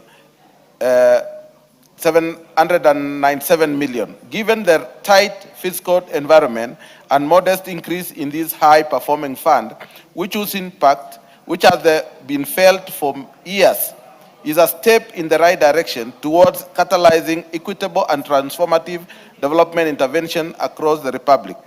Honorable Speaker, pursuant to Section 23(1) of the NGCDF Act, on an amount equivalent to 5%, being 3,089,885,000 has been set aside for the administration and operational expenses of the NGCDF Board. Consequently, the total amount available for allocation among the 290 constituencies is 58,707,815,000. Mr. Speaker, the allocation of constituencies has been undertaken in accordance with the formula and criteria prescribed under Section 34 of the Act, whereby 75% of the amount is distributed equally among all constituencies. 25% is distributed based on the number of wards in each constituency.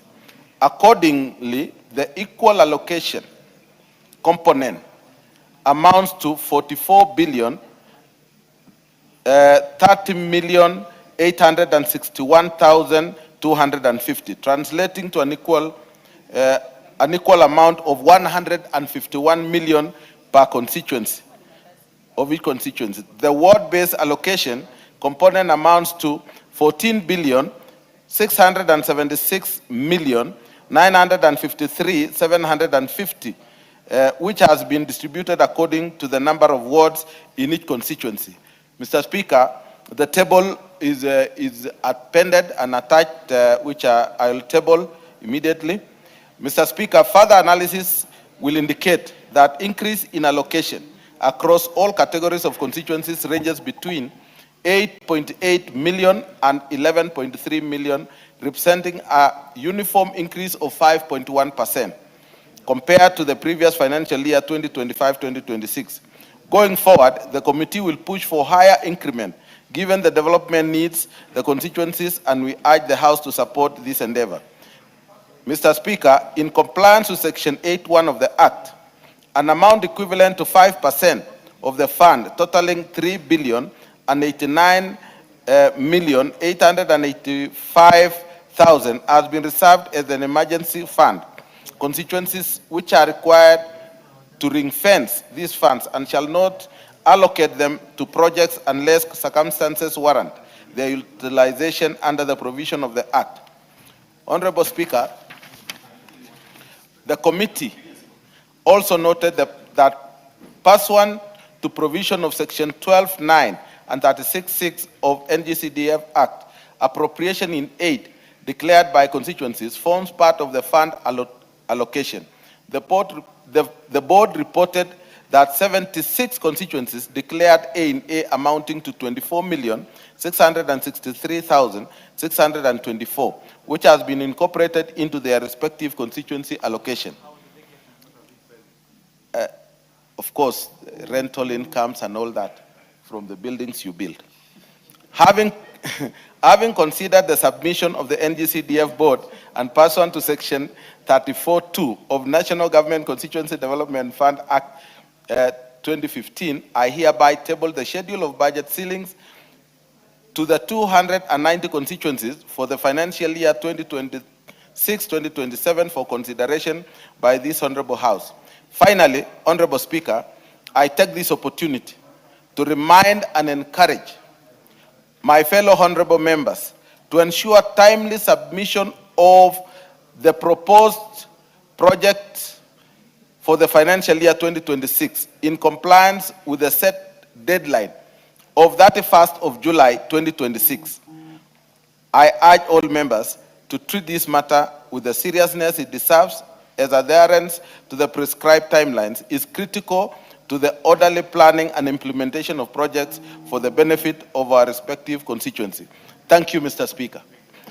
I hereby also add the board the board has prepared a QR code which members could use to monitor whatever is happening in their various constituencies in terms of payment, in terms of implemented projects, and all that. So I'll table also the QR code. Thank you, Mr. Speaker. Thank you, Musa Sirma. Honorable members, that is the end of that long statement time. I'll now ask the clerk to call the next order. Order number 8, procedural motion, reduction of publication period for specified bills. Majority Leader. I saw Majority Leader here. Can you search, capture, and bring him here?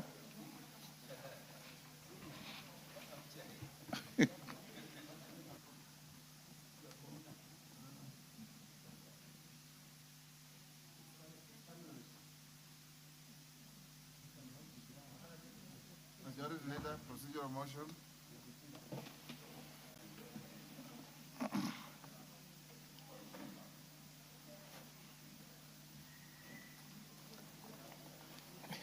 Thank you, Honorable Speaker. My apologies. I'm trying to serve too many masters. Yes. Had a small engagement at the back of your... Jesus said you must serve them equally. I am trying to do that. That is why I asked those ones to come behind the chamber there. Honorable Speaker, allow me to move that pursuant to the provision of Standing Order 120, this House resolves to reduce the publication period for the following bills from 14 days to 13 days. One is a Kenya Intellectual Property Bill, National Assembly Bill number 40 of 2026, and two, the Tourism Amendment Bill, National Assembly Bill number 41 of 2026. Honorable Speaker, this is just a procedural motion, and without anticipating anything, Honorable Speaker, that's on the order paper. These bills are also lined up for first reading, and I want to ensure that then we can reduce the publication period to allow these bills to be published and to commence public participation during this recess period. Thank you, Honorable Speaker. I beg to move, and I want to request the Honorable Harry Kombe, Mwalimu Harry Kombe, to second. Yes, Mwalimu. Thank you, Mr. Speaker. I do second. Thank you. Sirma, take your seat. Rosa, take your seat. Honorable members, I propose the question at order number 8, which is that pursuant the provisions of Standing Order 120, this House resolves to reduce the publication period of the following bills from 14 days to 13 days. 1, the Kenya Intellectual Property Bill, National Assembly Bill number 40 of 2026, and 2, the Tourism Amendment Bill, National Assembly Bill number 41 of 2026. Do I put the question? Yes.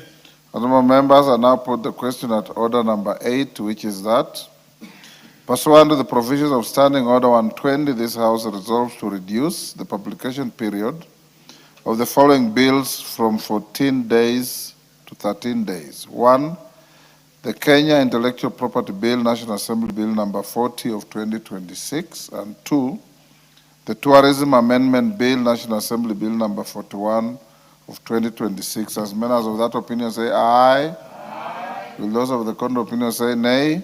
The ayes have it. Next order. Order number 9, the Parliamentary Powers and Privileges Amendment Bill, Senate Bill number 5 of 2022, second reading, question to be put.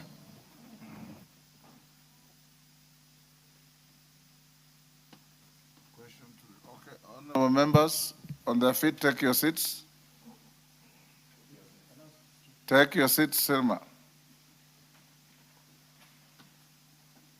You only freeze when it's an ambush. But you can't be standing then purport to freeze before the speaker stands up. Honorable members, I'll now put the question at order number 9, which is that the Parliamentary Powers and Privileges Amendment Bill, Senate Bill number 5 of 2022, be now read a second time. As members of that opinion say aye. Aye. Will those of the contrary opinion say nay? The ayes have it. A bill for an act of parliament to amend the Parliamentary Powers and Privileges Act to provide for a structured mechanism through which Parliament is able to receive reports from public officers on resolutions passed by Parliament and for connected purposes. Order number 10, the Kenya Intellectual Property Bill, National Assembly Bill number 40 of 2026, first reading. A bill for an act of Parliament to give effect to the provisions of Articles 11, 45, and 69 of the Constitution, to provide for the establishment of the Kenya Intellectual Property Authority, to provide for the patents, utility models, and industrial design, to provide for the copyrights and related rights, to regulate on anti-counterfeit measures and regulation of counterfeit goods, and for connected purposes. Order number 11, the Tourism Amendment Bill, National Assembly Bill number 41 of 2026, first reading. A bill for an act of Parliament to amend the Tourism Act and for connected purposes. Clerk, I'll direct a slight reorganization, members of the order paper, to shift order number 12 so that we go to order number 13, Committee of the Whole, whereafter we can come back to order number 12. So call out order number 13. Order number 13, Committee of the Whole House. Hold your horses, members. Have some small communication to hold. Sergeant, hold. Take your seats, those on your feet.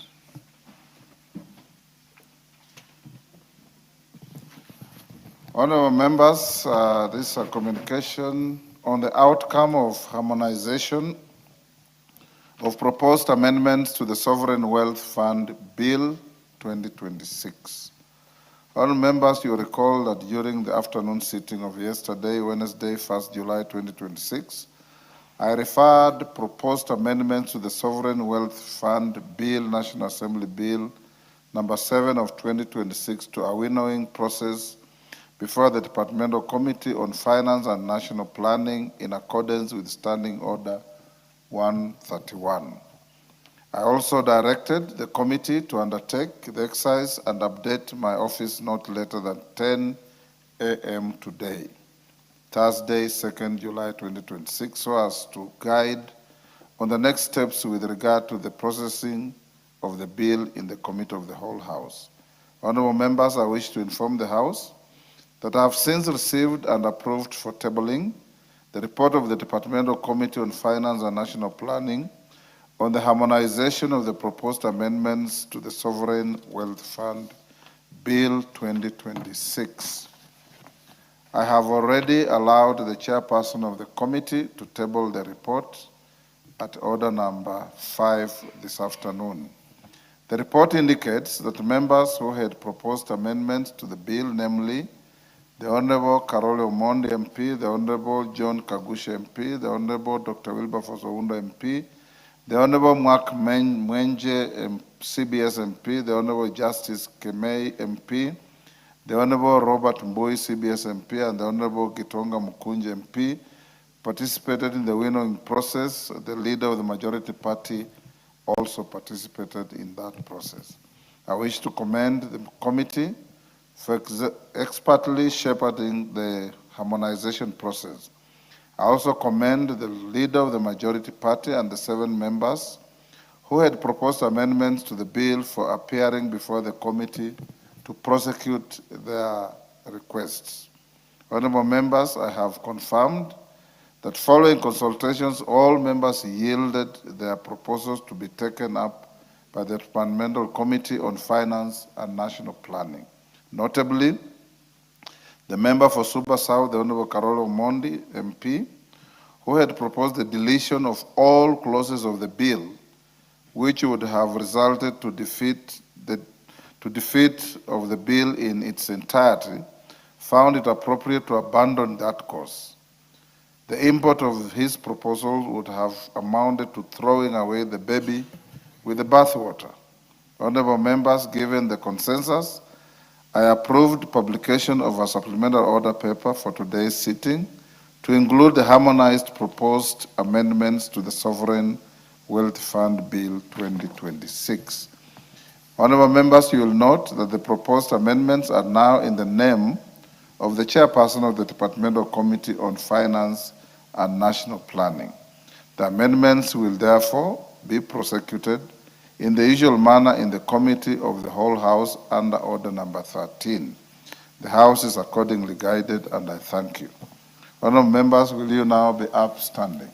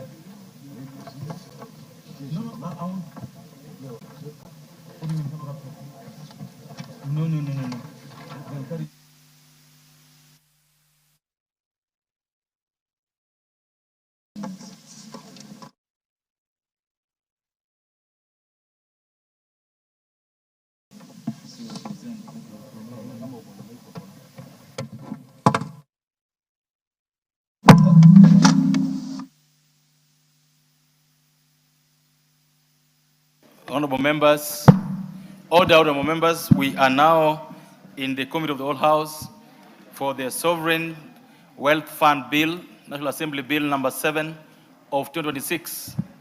Members, this is a long bill, and I wish to request the chairperson of the committee to be very attentive. Members, be attentive so that we're able to move as fast as we can. So let's go ahead. Clauses 3 and 4. Members, I propose a question that clauses 3 and 4 be part of the bill, and because the 2 of them have no amendments, I put the question that clauses 3 and 4 be part of the bill. Will another opinion say aye? Aye. Will another opinion say nay? Ayes have it. Clause 5. Members, I propose a question that clause 5 be part of the bill, and this is an amendment by the chairperson of the committee of Finance and Planning. Honorable Chair, I beg to move that clause 5 be amended as per the order paper.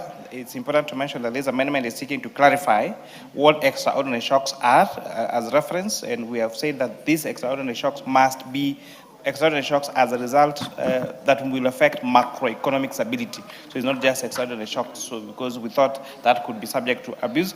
And it's good to appreciate, we also received amendments from Honorable Undo, Honorable Mwenje, Honorable Carol in this particular clause, which you agreed on last evening under the winnowing process as guided by the Speaker. Propose the question that clause 5 be amended as proposed by the chairperson of the Finance and Planning Committee.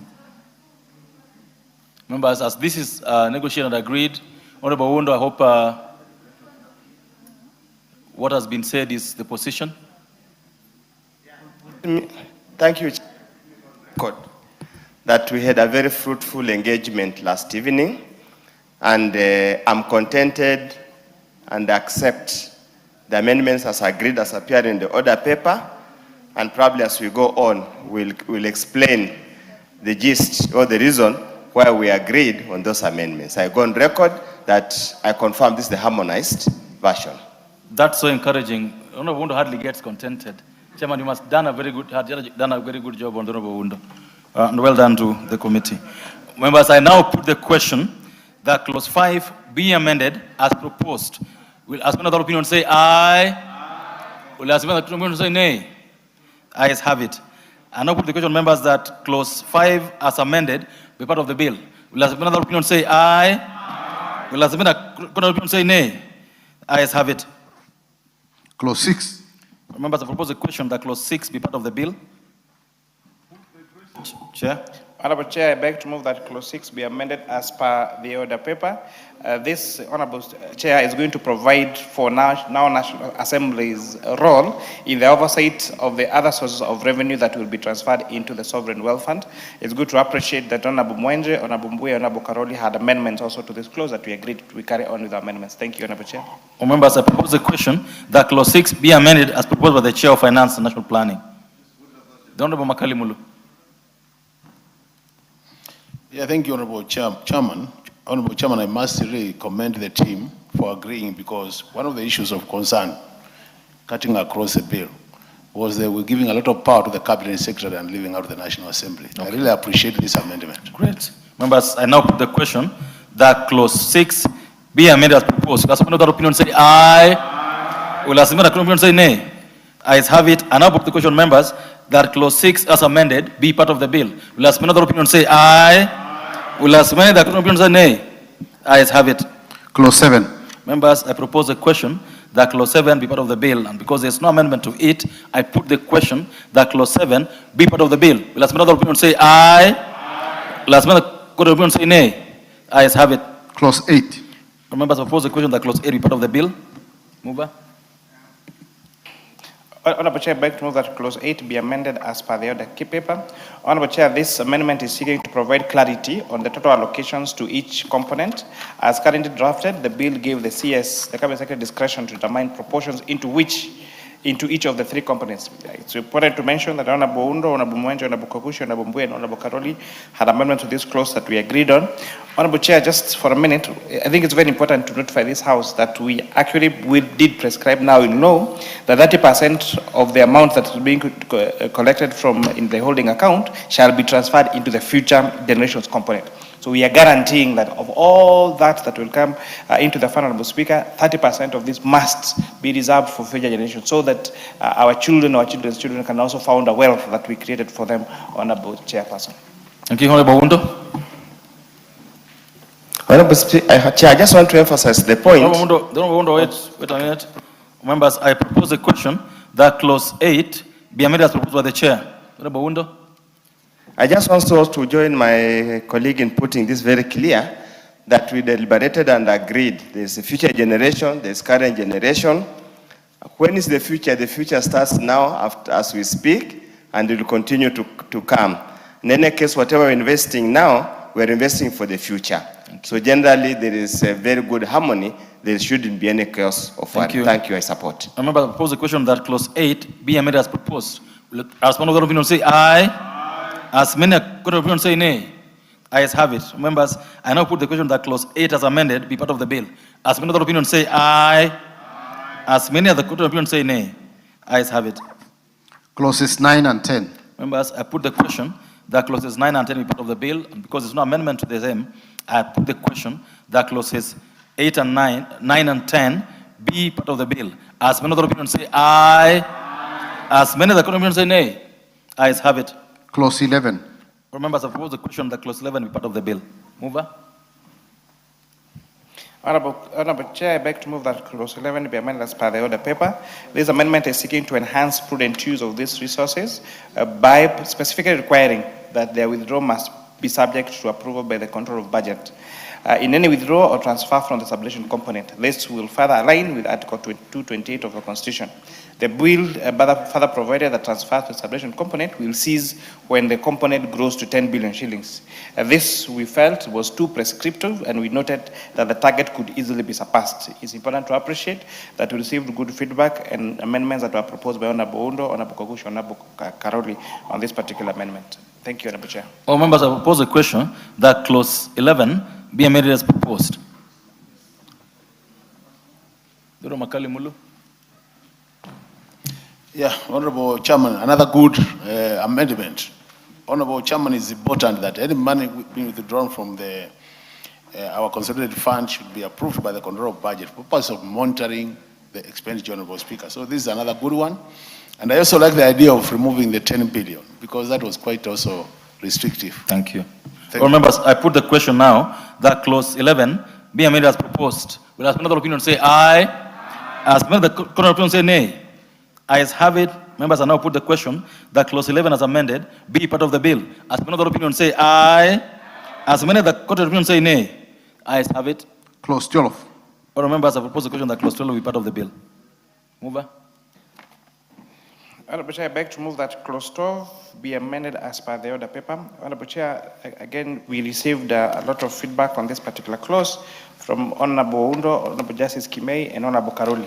This amendment, as proposed in the order paper, is seeking to clarify that the strategic infrastructure investment component will not finance projects similar to those that are being financed by the National Infrastructure Fund Act, as was approved just a few weeks by this House. Honorable Chair, thank you.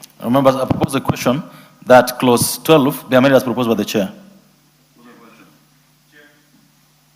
The Honorable Justice. Chair, I want to confirm that as much as I had an amendment to this clause, the position taken by the Finance Committee Chair, I wholly agree with it. And I want to also join my colleagues to say the winnowing process that we went through yesterday, we wish we could be going through such a process in all other committees whenever bills are involved. They reduce the time of lawmaking, and they bring about, agreement, consensus whenever bill is being done. Honorable Professor Undo, Honorable, and the other colleagues who were there yesterday, we really agree with what the committee did. Much appreciated, Chair. Thank you. Members, I now put the question that clause 12 be amended as proposed. As many other opinions say aye. As many other opinions say nay. Ayes have it. I now put the question, members, that clause 12 was amended be part of the bill. As many other opinions say aye. As many other opinions say nay. Ayes have it. Clause 13. Members, I propose the question that clause 13 be part of the bill. Because there's no amendment to it, I put the question that clause 13 be part of the bill. As another opinion say aye. As another opinion say nay. Ayes have it. Clause 14. Members, I propose the question. I propose the question that clause 14 be part of the bill. Mover. Honorable Chair, I beg to move that clause 14 be amended as per the order paper. This amendment is seeking to correct a clerical error by now referencing the correct component being the strategic infrastructure investment component. I'm very, very proud, Honorable Chair, saying correct a clerical error by now referencing. Otherwise, I would have found it very difficult to pronounce those particular R's and L's. This amendment is seeking to enhance prudent use of these resources by specifically requiring the approval again by control of budget in any of the withdrawals. This is in line with Article 228 of our Constitution. And further, the amendment is seeking to make it clear that instead of monies for projects being transferred to the consolidated fund for remission to the relevant agencies carrying out the projects, they should now be remitted directly from the component to the relevant agencies. We note that the first charge in the consolidated funds is servicing of public debt, and so for efficiency in carrying out of projects, these monies now will be paid directly to the agencies that will be implementing this particular project. It's important to appreciate that Honorable Undo, Honorable Kogush, Honorable Karoli had proposed amendments for this clause, which after winning exercise yesterday, we all agreed upon. Thank you. Thank you, members. I propose a question that clause 14 be amended as proposed. The Honorable Undo and Honorable Makali, now that you've agreed, I suggest that some of them you allow us to just proceed, unless you want to add something. The Honorable Makali. Yeah, you know, Honorable Chairman, clause 14A talks about the issue of the control of budget. But now when you come to C, B talks about control of budget. I was just seeking clarification whether a central bank account, because this will be the holding account, whether it will be subject to the control of budget. We need to have that reassurance, Mr. Chairman, because I don't think legally the control of budget has access to an holding account in the Central Bank of Kenya. The Honorable Chair, go ahead. So it's important also to acknowledge, Honorable Chair, Article 228 of our Constitution only gives a mandate of withdrawal of funds from the consolidated funds to be subject to approval by COB. By now providing expressly here that withdrawals for this particular holding account, then it must also be approved by COB, then that provision is therefore necessary. Otherwise, without making that provision expressly in the sovereign wealth fund law, then that fund will not be subject to seeking withdrawal from the COB. All members, I think this makes a lot of sense. I therefore put the question that clause 14 be amended as proposed. As another opinion say aye. Aye. As when the opinion say nay. Ayes have it. I now put the question, members, that clause 14 as amended be part of the bill. As another opinion say aye. Aye. As when the opinion say nay. Ayes have it. Clause 15. Members, I propose a question that clause 15 be part of the bill. Chair. Honorable Chair, I beg to move that clause 15 be amended as per the other paper. There's amendment seeking to ensure that infrastructure investments under the future generations component are carried out to support future generations. Members, I beg to move, Honorable Chair. I propose a question that clause 15 be amended as proposed. I think this is very straightforward. Members, I have therefore put the question that clause 15 be amended as proposed. As another opinion say aye. Aye. As many that opinion say nay. Ayes have it. I now put the question that clause 15 as amended be part of the bill. As another opinion say aye. As many other opinions say nay, ayes have it. Clause 16. Remember, as clause 16, I propose the question that clause 16 be part of the bill. Because there's no amendment, I put the question that clause 16 be part of the bill. As many other opinions say aye. Aye. As many other opinions say nay, ayes have it. Clause 17. I propose the question, members, that clause 17 be part of the bill. Chair. Honorable Chair, I beg to move that clause 17 be amended as per the order paper. This again is going to provide clarity that and authority that any withdrawals from the subvention component fund must also be subject to approval by the control of budget. And we had amendments proposed by Honorable Undo, Honorable Kogush, Honorable Kalori, and Honorable Mukonji on this particular clause, which we agreed upon winnowing. Thank you. Members, I propose a question that clause 17 be amended as proposed by the Chair, Finance and Planning Committee. I put the question. Honorable Mukunji. Thank you. Thank you, Honorable Chair. And I want first to congratulate the Chair of Finance for getting a better route to solve the issue of amendments through having a sitting as a committee with the members of, having these amendments.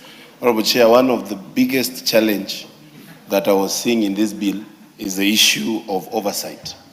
Honorable Chair, we were looking at how to make this House the controller of budget and everybody that is supposed to know how these monies are being spent, Honorable Chair, to exactly know whether they can be misused. And Honorable Chair, we fully agreed with the committee and its amendment that, Honorable Chair, all withdrawals of these monies must be approved by the controller of budget. So, Honorable Chair, we don't move very far away from oversight. Honorable Chair. Thank you. Thank Members, I therefore put the question that clause 17 be amended as proposed. Will as another opinion say aye? Will as those of opinion say nay? Ayes have it. I now put the question that clause 17 as amended be part of the bill. Will as another opinion say aye? Those of the contrary opinion say nay. Ayes have it. Order. Order. The Honorable Clauses 18, 19, 20, 21, 22, 23, 24, 25, and 26. Members, I propose a question that clauses 18, 19, 20, 21, 22, 23, 24, 25, and 26 be part of the bill. And because there have no amendments to them, I now put the question that clauses 18, 19, 20, 21, 22, 23, 24, 25, 26 be part of the bill. As another opinion say aye. As many that opinion say nay. Ayes have it. Clause 27. Members, I propose the question that clause 27 be part of the bill. Chair. Honorable Chair, I beg to move that clause 27 be amended as the order paper. This amendment is seeking to ensure that the fund investment policies that are developed by the board must be approved by Cabinet and the National Assembly, so that we make sure that National Assembly has proper oversight, Honorable Speaker, Honorable Chairperson, on this particular fund. It's important to appreciate that the Honorable Mwenje, the Honorable Leader of Minority, the Honorable Mbui, had proposed amendment to this particular clause, which we agreed upon winnowing. Members, I propose a question that clause 27 be amended as proposed by the Chair of Finance and Planning Committee. The Honorable Mwenje, is that you? Go ahead. Thank you, Honorable Speaker. Honorable Speaker, let me just take this opportunity to support this amendment and also thank the Finance Chair for yesterday when we did the winnowing. We were able to agree on quite a number of these clauses, and this is one of them. So thank you, Honorable Members, I put the question, therefore, that clause 27 be amended as proposed. As many other opinions say aye. As many other opinions say nay. Ayes have it. I now put the question, members, that clause 27 as amended be part of the bill. As many other opinions say aye. As many other opinions say nay. Ayes have it. Clause 28. Members, I propose the question that clause 28 be part of the bill. And because it's an amendment, I put the question that clause 28 be part of the bill. As many other opinions say aye. As many other opinions say nay. Ayes have it. Clause 29. All members, I propose the question that clause 29 be part of the bill. Chair. Clause 29 be part of the bill. Go ahead. So, Honorable Chair, I beg to move that clause 29 be amended as per the order paper. This amendment is seeking to provide for an opportunity for the youth in serving as chairperson or members of the board by reducing the number of years served in senior management leadership positions from 10 years to 5 years. So, Honorable Chairperson, we calculated that if we carry this amendment, that for anyone to serve as a chairperson of or a member of the board, if you needed 10 years of continuous management experience, then that means you may not have anybody there who is anywhere between 30 and 40 years of age. That means it's only be those people that are 50 years and above that would only get a chance to serve the board. So by reducing this number of years from 10 to 5, then that was going to give an opportunity to young people across the country to be able also to serve as a chairpersons or members of the board. Members, I propose the question that clause 9 be amended as proposed by the Chair of Finance Planning Committee. Members, I put the question. Honorable Meli, you want to say something on this? Thank you, Chair. I want to commend the Chair and the committee because the youth actually are put into consideration, and this bill, as its sovereign wealth fund and for generations, it will actually bring them on board and be part of the decision making. I support that. Honorable Mbui. Yeah, thank you, Chair. Chair had also proposed amendment on that one, and mine was about the qualification, the academic qualifications. I noticed that a lot of times we are keen on putting a person with a degree in law, in economics, in accounting, in finance matters, and I was even concerned, might it be to do with the leadership of the House over the last few years? Because we've had CPAKs running this House, both in the majority and minority side. And I'd propose that maybe we could have people with a degree in education, in engineering, and other courses. But I was convinced that the education people, those ones that are teachers, are already qualified by virtue of the fact that they are the ones who teach economics and all these other things. So I dropped my amendment. Thank you, Chairman. Where do you belong, sir? Sorry? Where do you belong, sir? Sorry? Where do you belong yourself? Education. Okay. Teachers, all and the teachers, everything. Honorable members, I now put the question, members, that clause 29 be amended as proposed. As many other opinions say aye. As many other opinions say nay. Ayes have it. I now put the question, members, that clause 29 as amended be part of the bill. As many other opinions say aye. As many other opinions say nay. Ayes have it. Clauses 30, 31, 32, 33, and 34.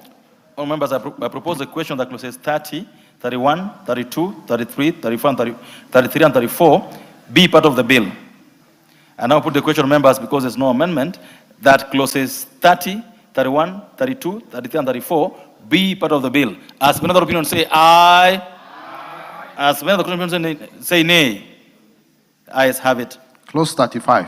Members, I propose the question that clause 35 is part of the bill. Chair, clause 35. Honorable Chair, I beg to move that clause 35 be amended as per the order paper. This amendment is seeking to provide clarity that the bachelor's degree has to be relevant to the field, to the fund management for a person to be qualified to be appointed as a CEO.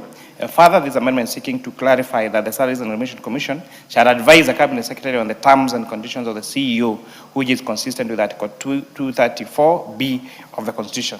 Honorable Chairperson, on clause 29, just to allay the leader of minorities' fears, the provision there reads that someone who holds a degree in economics, finance, accounting, law, banking, or any other, or other relevant field from a university recognized in Kenya. So I want to confirm that even education is a relevant field that is recognized in Kenya, Honorable Speaker. All members, I propose a question that clause 35 be amended as proposed by the Chair of Finance and Planning. I put the question, members, that clause 35 be amended as proposed. As many other opinions say aye. As many other opinions say nay. Ayes have it. And I put the question, members, that clause 35 as amended be part of the bill. As many other opinions say aye. As those opinions say nay. Ayes have it. Clause 36. Members, I propose the question that clause 36 is part of the bill. Chair. Honorable Chair, I beg to move that clause 36 be amended as per the order paper. This amendment is seeking to provide clarity of the grounds of removal from the office of the Chief Executive Officer. Members, I propose the question that clause 36 be amended as proposed by the Chair of Finance and Planning. I put the question that clause 36 be amended as proposed. As another opinion say aye. As those opinions say nay. Ayes have it. I now put the question that clause 36 as amended be part of the bill. As another opinion say aye. Those opinions say nay. Nay. Ayes have it. Clause 37. Members, I propose the question that clause 37 be part of the bill. Honorable Chair, I beg to move that clause 37 be amended as per the order paper. This amendment is seeking to clarify on the role of the Salaries and Remuneration Commission in advising the board on the terms and conditions of the staff and in the board. And this, Honorable Chairperson, is consistent with Article 230B4 of our Constitution.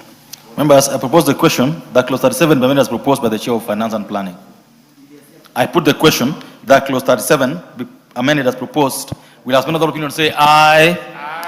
And those of the opinions say nay. Ayes have it. And I put the question that clause 37 as amended be part of the bill. As many other opinions say aye. Those of the opinions say nay. Ayes have it.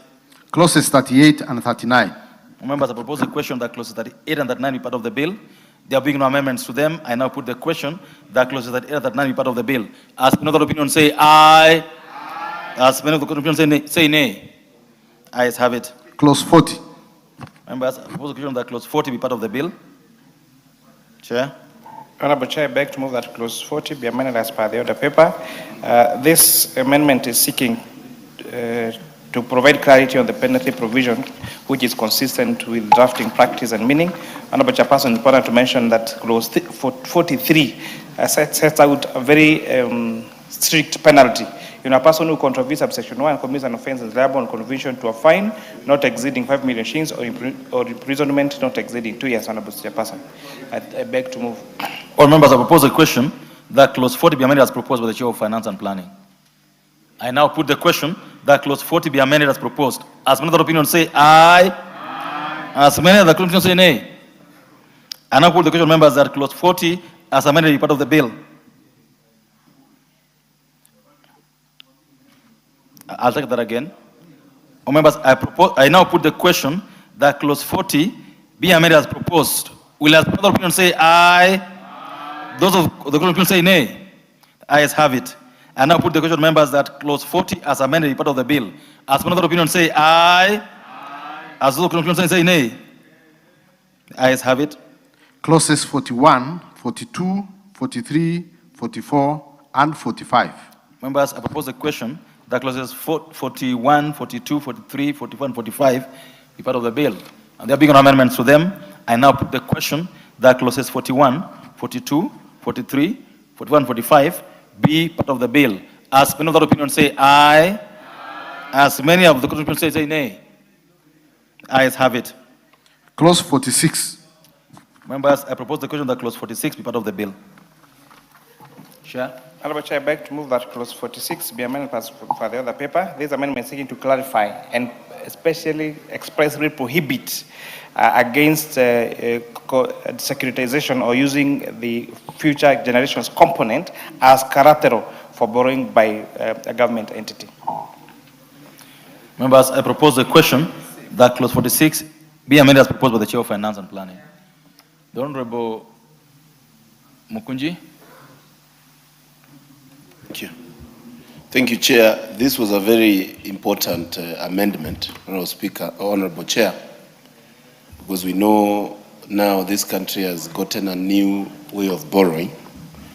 I don't want to say hideously, but Honorable Speaker, we have to actually make sure that this fund is well,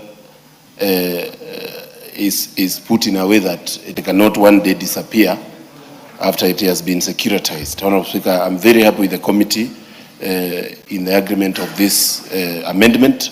Honorable Speaker, we should do the same to a number of other funds that have been passed by this House to ensure a rogue regime cannot come and clear them out, Honorable Speaker. Thank you. Thank you, Honorable Mayaka. Thank you, Honorable Speaker. I also want to support this particular amendment in this clause because it's very important for us to have a specific component of ensuring that we are safeguarding the future generation component. So I applaud it and I do support it. Thank you. And Honorable Ruto.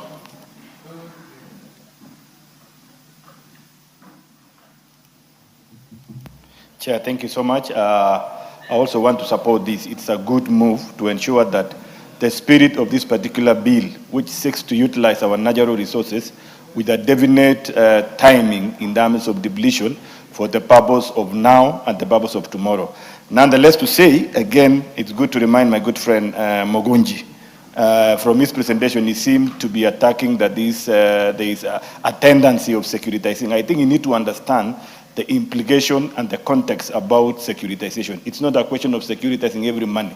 This particular bill is seeking to divine the natural resources that we are endowed with and the utilization of it for the purpose of giving services and opportunities for now, tomorrow, and in future. And there is no way this money can be securitized for other purposes. Thank you. Members, I now put the question that clause 46 be amended as proposed.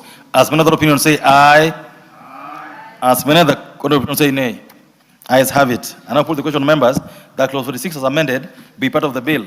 As many other opinions say aye, those of the opinions say nay. Ayes have it. Clauses 47 and 48. Members, I propose the question that clauses 47 and 48 be part of the bill, and there will be an amendments to them. I put the question that clauses 47 and 48 be part of the bill.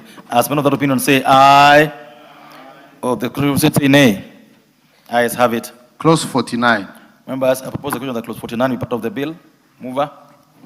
Honorable Chair, I beg to move that clause 49 be amended as per the order paper. This particular amendment is clerical as it just seeks to align with the title under paragraph 6, which reads investment fund manager and not investment manager. Honorable Kagushia and Honorable Karori had the similar amendment which he carried on after winnowing. Members, I propose the question that clause 49 be amended as proposed.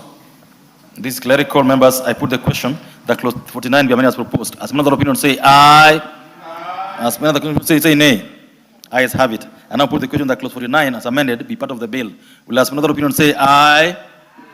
Will as many other opinion say nay? Ayes have it. Clause 50. Members, I propose the question that clause 50 be part of the bill. There being no amendment, I now put the question that clause 50 be part of the bill. As many other opinion say aye. As many other opinion say nay. Ayes have it. Clause 51. Members, I propose the question that clause 51 be part of the bill. Mover. Clause 51, mover. Thank you, Honorable Chair. Honorable Chair, I beg to move that clause 51 be amended as per the order paper. This amendment is seeking to align the period of submitting the financial statements with the provisions of the Public Finance Management Act from 6 months to 3 months, and that the financial statement shall be consolidated for each of the components. Members, I propose the question that clause 51 be amended as proposed by the Chair of Finance and Planning. I now put the question, members, that clause 51 be amended as proposed. As another opinion say aye. As many of the opinion say nay. The ayes have it. Members, I now put the question that clause 51 as amended be part of the bill. As another opinion say aye. As many of the opinion say nay. Ayes have it. Clause 52. Members, I propose the question that clause 52 be part of the bill. There being no amendment, I put the question that clause 52 be part of the bill. As another opinion say aye. As many of the opinion say nay. Ayes have it. Clause 53. Members, I propose the question that clause 53 be part of the bill. Chair. Honorable Chair, I beg to move that clause 53 be amended as per the order paper. This amendment is seeking to enhance details of the report that is submitted by the board to include details of all the fees paid to investment fund managers and any other service providers in order to safeguard the fund. Honorable Chair, we sought this particular amendment because there has been a risk of fees being paid that are exaggerated, Honorable Speaker, Honorable Chair, then that will erode the purpose of the fund. So by restricting on this and making sure that the details of the fees paid and commissions paid must be reflected in the financial statements is very progressive. Members, I propose the question that clause 53 be amended as proposed. I now put the question that clause 53 be amended as proposed. Will as many other opinions say aye? Will as many of those opinions say nay? Ayes have it. And now put the question, members, that clause 53 as amended be part of the bill. As many other opinions say aye. As many of the opinions say nay. Ayes have it. Clause 54. Members, I propose the question that clause 54 be part of the bill. There being no amendment, I put the question that clause 54 be part of the bill. As many other opinions say aye. As many of the opinions say nay. Ayes have it. Clause 55. Members, I propose the question that clause 55 be part of the bill. Mover. Honorable Chair, I beg to move that clause 56 be amended as per the order paper. This amendment is seeking to increase the period to which it's the clause 55. Oh, sorry, 55. So I beg to move that clause 55 be amended as per the order paper. Honorable Chairperson, this amendment is seeking to align the penalty provision to move away from mandatory minimum sentencing, while at the same time enhancing the penalty in order to safeguard the fund and ensure there is compliance with the Act, Honorable Chair. Members, I propose the question that clause 55 be amended as proposed by the Chair of Finance and Planning. There being no debate, I put the question that clause 55 be amended as proposed. As another opinion say aye. As many other opinions say nay. Ayes have it. And now put the question that clause 55 as amended be part of the bill. As many other opinions say aye. As many of the opinions say nay. Ayes have it. Clause 56. Members, I propose the question that clause 56 be part of the bill. Honorable Chair, I beg to move that clause 56 amendment as per the order paper. This amendment is seeking to increase the period to which the board shall submit a report to the fund, the report of the fund to the National Treasury for transmission to the Auditor General and subsequently to the National Assembly from 1 month to 3 months before the general election. This is, Honorable Chair, to cater for a period within which the National Assembly goes sine die. Members, I propose the question that clause 56 be amended as proposed by the Chair of Finance and Planning. Members, I put the question that clause 56 be amended as proposed. As another opinion say aye. As many of the opinions say nay. Ayes have it. And now put the question, members, that clause 56 as amended be part of the bill. As many other opinions say aye. As many of the opinions say nay. Ayes have it. Clauses 57, 58, and 59. Members, I propose the question that clauses 57, 58, and 59 of the bill be part of the bill. There being no amendments, I put the question that clauses 57, 58, and 59 be part of the bill. As many other opinions say aye. As many other opinions say nay. Ayes have it. Clause 60. Members, I propose the question that clause 60 be part of the bill. Chairperson. Yes, Honorable Chairperson, I beg to move that clause 6 be amended as per the order paper. This amendment is seeking to provide for public officers on secondment to the fund to be interim managers and staff of the fund. This will ensure that the act is implemented without delay, but also with less costs by utilizing public officers on secondment. The limited period seeks also to ensure that there is no abuse of unnecessary extending the period of the interim manager and staff during the transition period. Further, the amendment is seeking to provide clarity on the terms and the conditions of interim manager and staff. Honorable Chairperson, it's good to appreciate that the Honorable Undo, Honorable Kagush, and Honorable Karoli had amendments to this particular clause, which we agreed on upon renewing. Members, I propose the question, therefore, that clause 60 be amended as proposed by the Chair of Finance and National Planning. Honorable Undo. Chair, in my amendment, I had sought a shorter period of 3 months, but understanding the intricacies in the appointment of directors, I accept. The idea is to avoid long stay without an interim manager and use third parties. That's why we had said it must be a serving state officer so that we minimize the cost. And I do hope and pray that on secondment, they will not come and ask called the duty allowances that will erode the value of the fund. Thank you, I support. Members, I now put the question that clause 6 to be amended as proposed. As many other opinions say aye, and as many other opinions say nay. Ayes have it. I now put the question that clause 60 as amended be part of the bill. As many other opinions say aye, as many other opinions say nay. Ayes have it. Clause 61. Members, I propose the question that clause 61 be part of the bill. There being no amendment, I now put the question that clause 61 be part of the bill. As many other opinions say aye, as many other opinions say nay. Ayes have it. First schedule. Members, I propose the question that the first schedule be the first schedule of the bill. There being no amendment, I put the question that the first schedule be the first schedule of the bill. As many other opinions say aye, those opinions say nay. Ayes have it. Second schedule. Members, I propose the question that the second schedule be the second schedule of the bill. And there being no amendment to the schedule, I now put the question that the second schedule be the second schedule of the bill.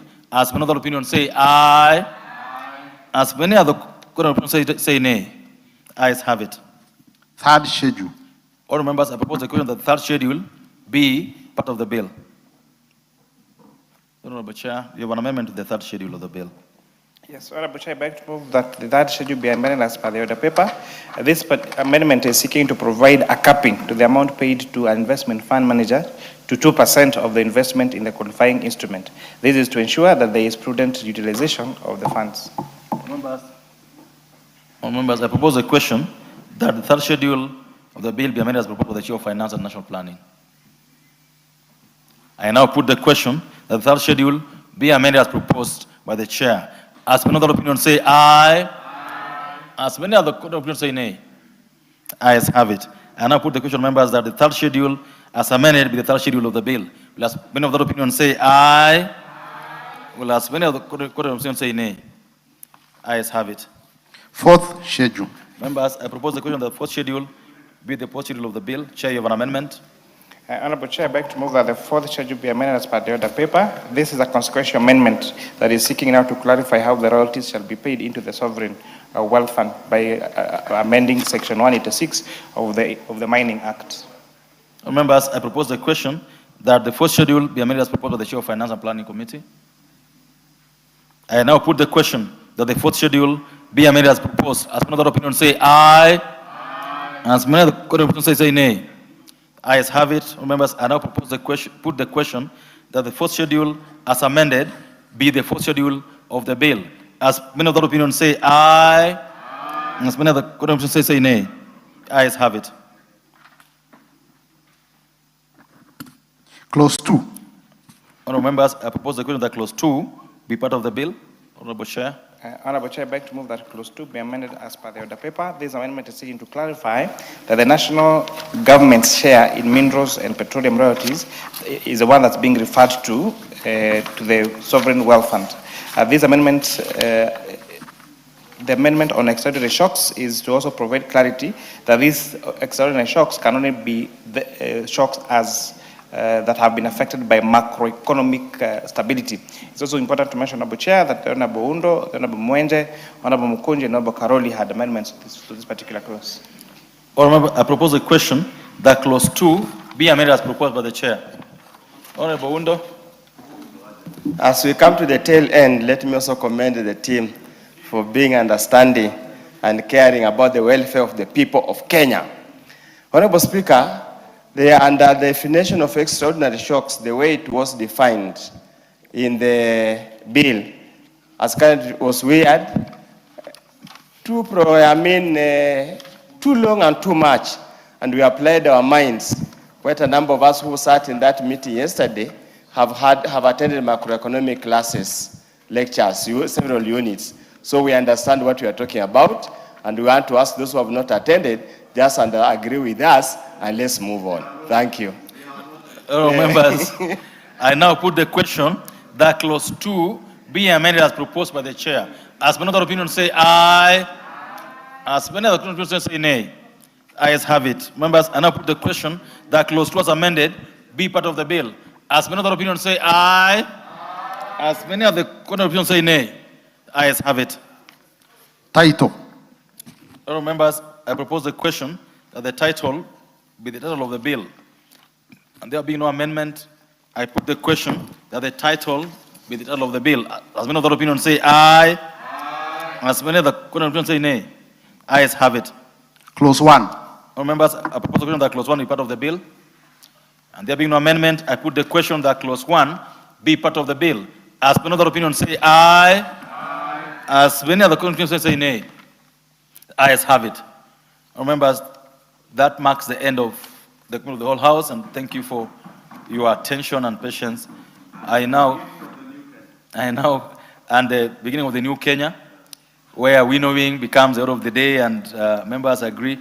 Honorable members will agree with you that towards the tail end of Parliament, this often works and works very well for all of us. I now call upon the mover of the bill to move the same for reporting. Honorable Chairperson, I beg to move that the committee do report to the House its consideration on the Sovereign Wealth Fund Bill, National Assembly Bill number 7 of 2026, and its approval thereof with amendments. Members, I now put the question, which is that the committee do report to the House its consideration of the Sovereign Wealth Fund Bill, National Assembly Bill number 7 2026, and its approval thereof with amendments. As many other opinions say aye, as many of the opinions say nay. Ayes have it.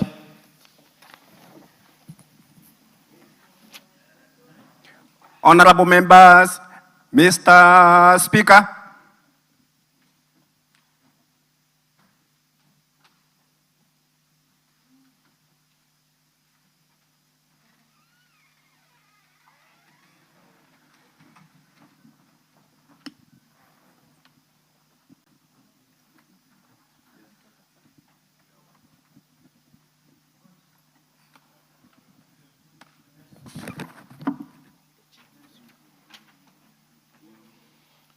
Chairman. The Honorable Speaker, I beg to report that the Committee of the Whole House has considered the Sovereign Wealth Fund Bill, National Assembly Bill number 7 2026, and approved the same with amendments. Mover.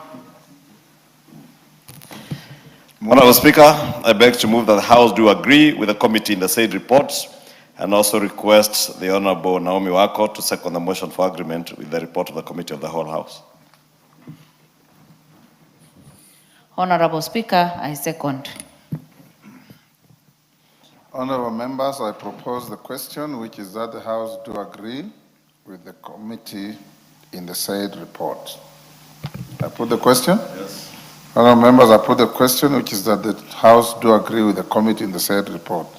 As members of that opinion say aye. Aye. Will those of the contrary opinion say nay? The ayes have it. Mover.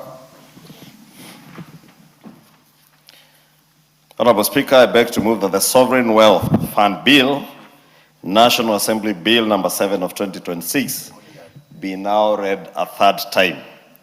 Honorable Speaker, as I request the Honorable Peter Kaluma to second, allow me, Honorable Speaker, to also take this opportunity to thank the members, first those who contributed during the debate in second reading, And more importantly, the members of the Finance and National Planning, including the Honorable Peter Opondo Kaluma, and many other members, including CPA Ruto, the one and only chairperson of that committee who took us through a very rigorous winnowing process last night. Honorable Speaker, may I report to you that the communication you did, we closed our meeting at slightly past 9 p.m. under the very able leadership and chairmanship of Honorable Kimani Kuria, the member for Molo. And Honorable Speaker, may I also take this opportunity to thank all the members, Honorable Oundo, Honorable Mukunji, Honorable Karoli Omondi, the leader, deputy leader of minority, Honorable Robert Mbui, the Honorable Mwenje, our deputy minority whip, the Honorable Makali Mulu, and Honorable Speaker, there are people who are soliciting for a mention. Even Gloria proposed amendments. But I am only mentioning the members who were in that winnowing process. And Honorable Speaker, let me say that winnowing process last night shepherded us through a new way of doing things. Not that winnowing is a new way in the House, but the give and take process that we have to go through in the legislative processes. And more importantly, Honorable Speaker, we came to an agreement during that process that what we were doing, we were legislating for posterity. We were not legislating for our political factions, not for our political parties. And even those in the opposition agreed that what we are doing was for the best interest of the people of Kenya. And I must thank all those members, and that's why I made particular mention of those members, because we put aside our political differences to legislate for our great nation. Honorable Speaker, let me say that in December last year, on the 15th of December, the cabinet approved a cabinet memo that forwarded these two bills, or spoke about the establishment of these two funds, the National Infrastructure Fund and the Sovereign Wealth Fund.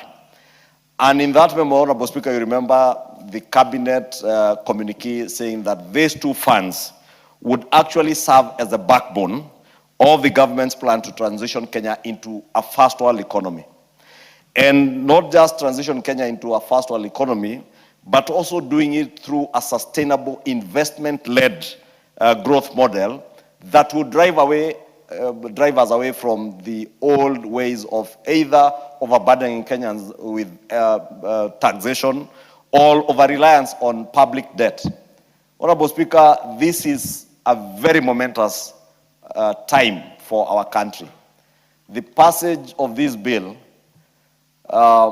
signifies that transition from a time where we over-relied on public debt, relied on burdening Kenyans with taxation, to an investment-led growth.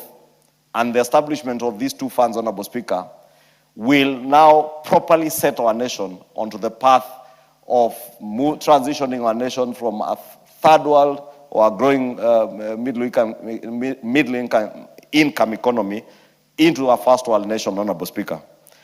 Honorable Speaker, to the naysayers, let me say this, Honorable Speaker. When we crafted our manifesto in 2022, and I know many people have accused President William Ruto of telling lies, when President William Ruto said that and reaffirmed that we shall implement the Kenya Kwanza manifesto page by page, sentence by sentence, from comma to full stop, and implement this manifesto entirely. The National Infrastructure Fund, the Sovereign Wealth Fund were part of that manifesto. The transition from NHIF to universal health coverage under SHA was part of that manifesto.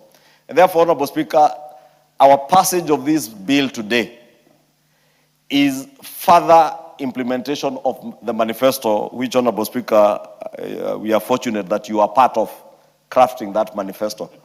And you remember the long nights that we spent in Karen, then the Deputy President's office, official residence, crafting this manifesto, even coming up with this sovereign wealth fund. Remember there's a day we sat for 25 hours.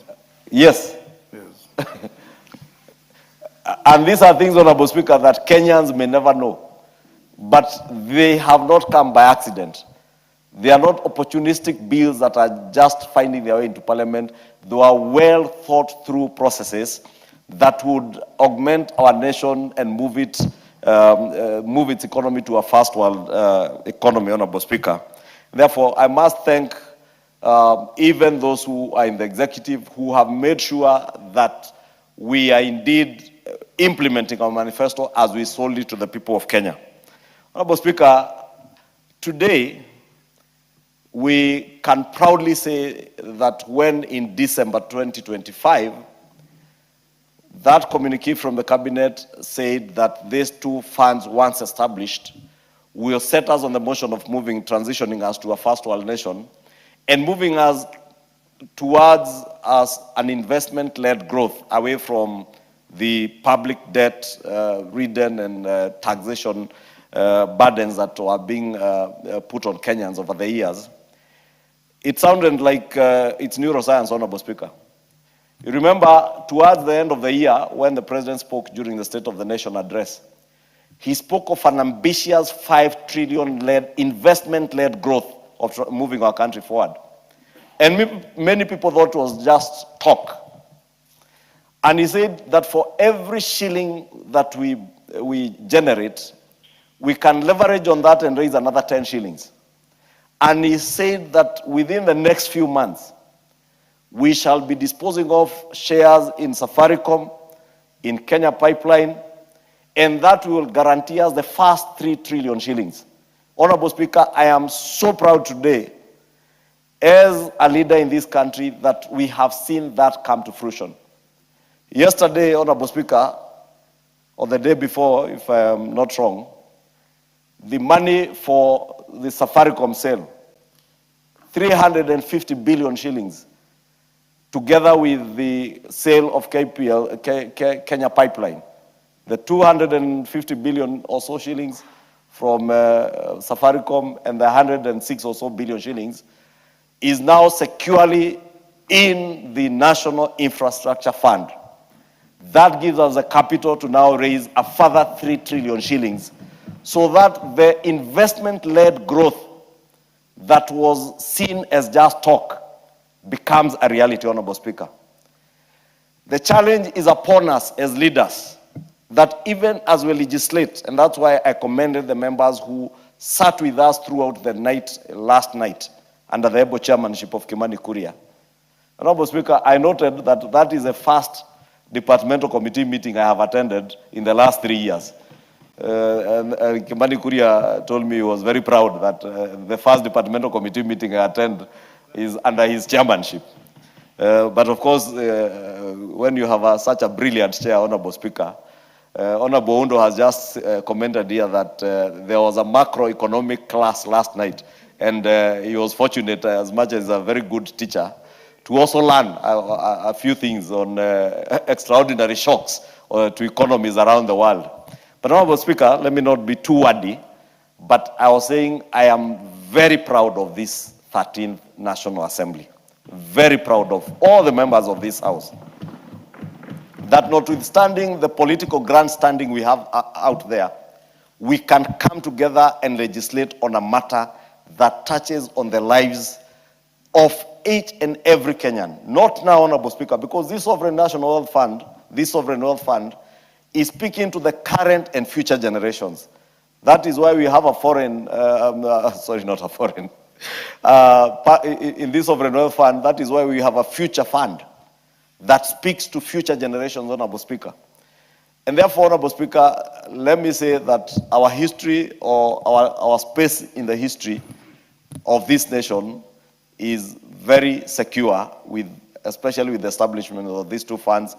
And I want to ask all of us that even as we pass this bill, that the onus again is on us to ensure that the funds that we have set up, we offer proper and meaningful oversight so that all these funds go to secure the future of our nation and transition us to that first world status that we have all envisioned. But we envisioned that first world status, Honorable Speaker, for many years since independence. But we were overtaken by others because we were afraid of doing the right thing.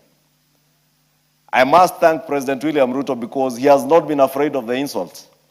He has been bold and courageous to do what is right. And I must thank the many members of parliament in this house. And I say in this house, Honorable Speaker, because it is only in this house you find courageous leaders who will opt to do the right thing and not what is popular, necessarily popular. And I've said here before, Honorable Speaker, it is not everything that you find is popular is right. That today we are doing what is right. It may not be popular, but it is the right thing to do for our country, and our place is secure in the history of our nation. I am very proud of this assembly, even as we go on recess today, Honorable Speaker. We have truly earned that recess, truly. And I will have a very restful recess these 3 weeks, Honorable Speaker, even as we do other things for our constituents. And even as I encourage others, those out there who are very fond of speaking, saying too many things, and we have challenged them always, Honorable Speaker, offer alternative solutions to the country.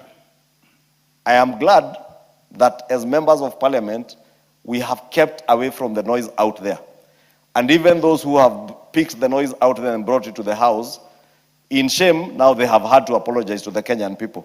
I want to encourage them to continue sticking to what is true and honest to the people of Kenya, because you never need to apologize to anyone if you stick to the truth. But if you just pick things here and there to excite people and try and generate bonga points politically, you will not cease from apologizing. We will see you come over time and time again to apologize with or without your classroom notes. Honorable Speaker, I move, and I want to request that very able member of the Finance and National Planning Committee, Peter Kaluma Opondo, who ably guided us, especially on clause 5, 2B, and clause 12, to see bigger things than many would have seen. Thank you, Honorable Speaker. I thank you, Honorable Speaker. Honorable Speaker, allow me to start by thanking you for leading this House through history.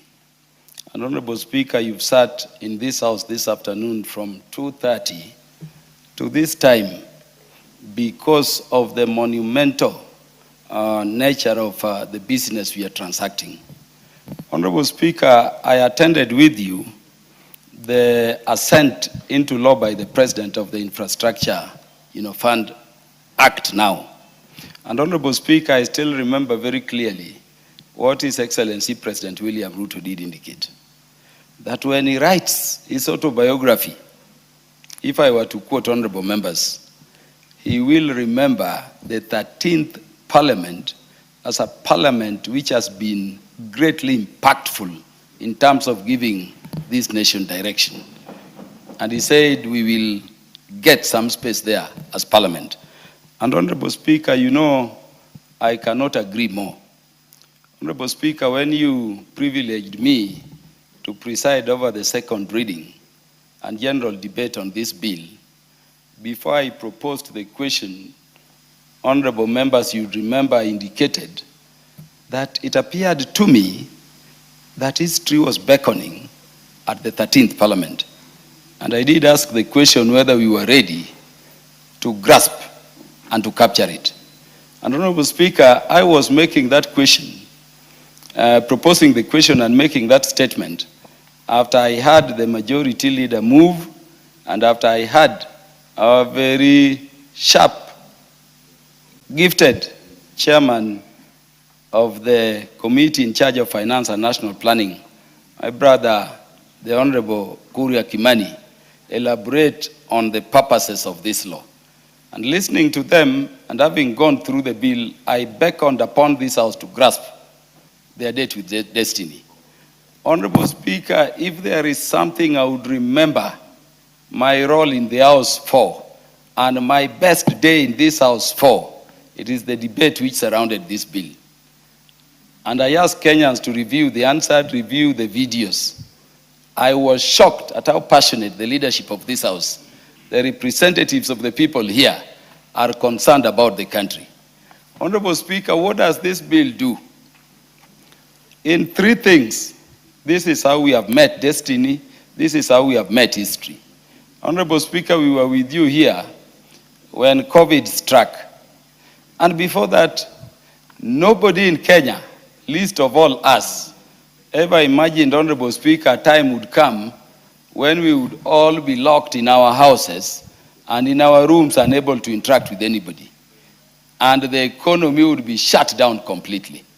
Honorable Speaker, just a short while ago, we had the Iran-Israel situation, and the Strait of Hormuz got blocked.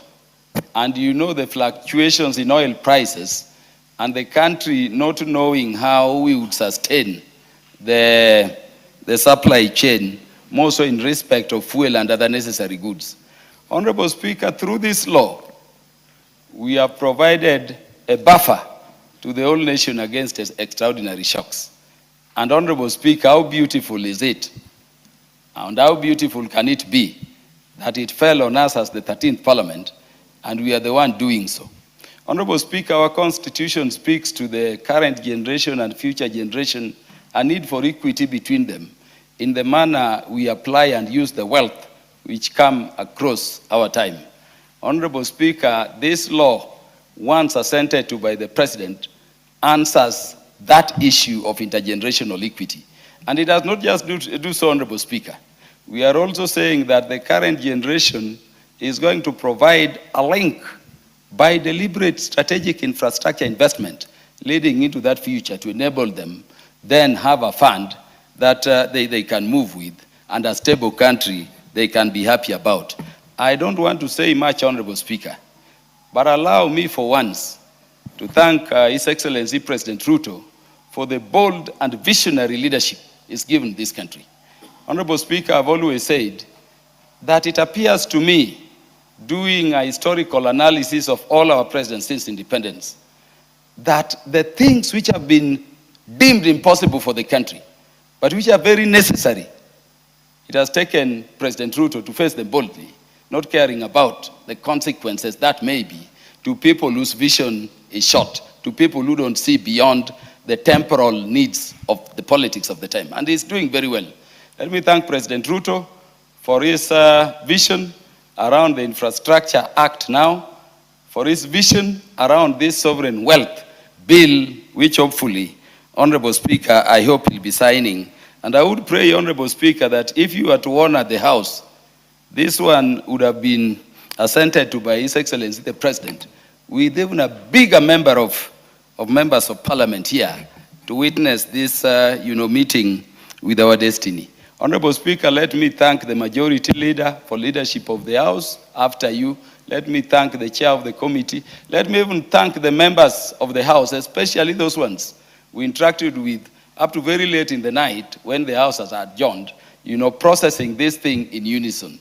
Honorable Mukunji, Honorable everybody. And I was so gratified that when you talk about the interest of the nation, there is some unique objectivity and realization that truly comes that beyond our temporal political posturing, we can do something that is good for the country. And that is why, Honorable Speaker, when we had the finance bill situation from 2024 to throughout, Honorable Speaker, the Majority Leader remembers this House as a House which is always standing with what is right for the nation, not necessarily what is political. I thank you, Honorable Speaker, eternally for good leadership of the House and for midwifing, these historical moments we have within the 13th Parliament. And without much ado, Honorable Speaker, allow me therefore to second. Thank you, honorable members. This is not debate time. We have gone over that.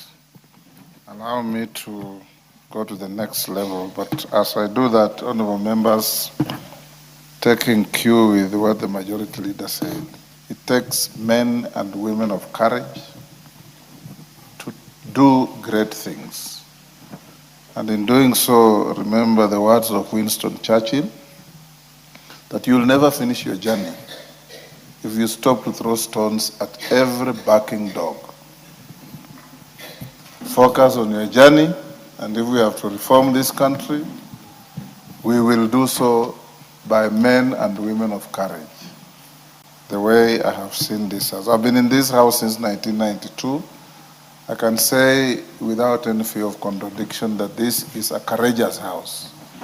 And this is a house that is committed to changing this country. It is not driven by convenience. It's driven by doing what is right. Keep it up.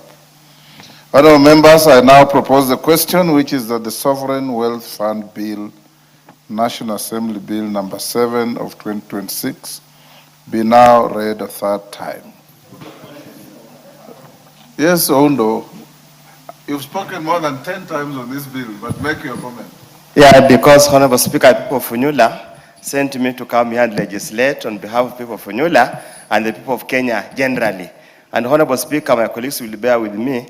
I'm a very serious legislator, and such a monumental bill cannot go without a comment coming from the great man from Samia. Honorable Speaker, we stand here today actualizing some of the innovative resource-raising measures that have been employed elsewhere. As I said yesterday, and I continue to say, we have a history of having very good bills, very good ideas.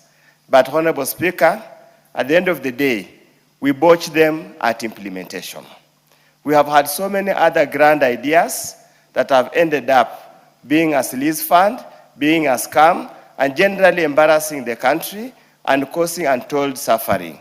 I just hope and pray that those who are going to be charged with running this fund, running the National Infrastructure Fund, are going to be women and men of integrity, who value the interests of the people of Kenya more than lining their pockets, more than simple freeballs that will come as a result of this matter.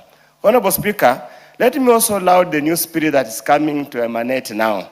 Probably the pressure outside there is forcing us now to start thinking clearly that it's better to come together and not keep on chest-thumping, being antagonistic. As I conclude, Honorable Speaker, allow me to make two statements. The 13th Parliament, yes, we'll go into the history that it has passed some very tough laws that have sometimes inflicted pain on the ordinary mwananchi in this country. That we cannot run away from it. Honorable Speaker, as we probably one day when we come to an end, the simple question we'll ask ourselves, what has been the change of welfare of the common mwananchi? What has been the change in per capita income of the common mwananchi?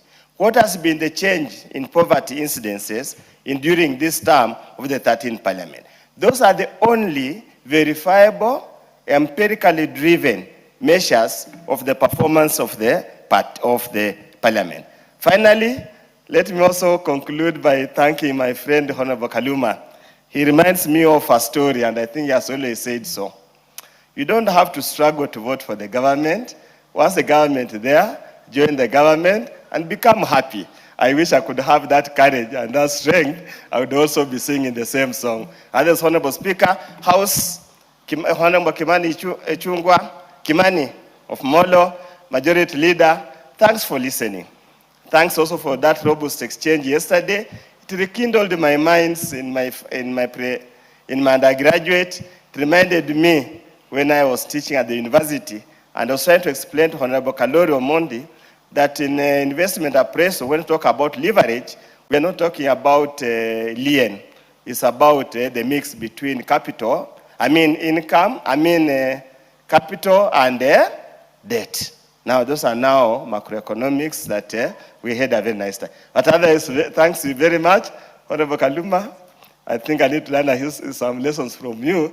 You never know. Thank you, Honorable Speaker. Yes. Thank you, Mr. Speaker.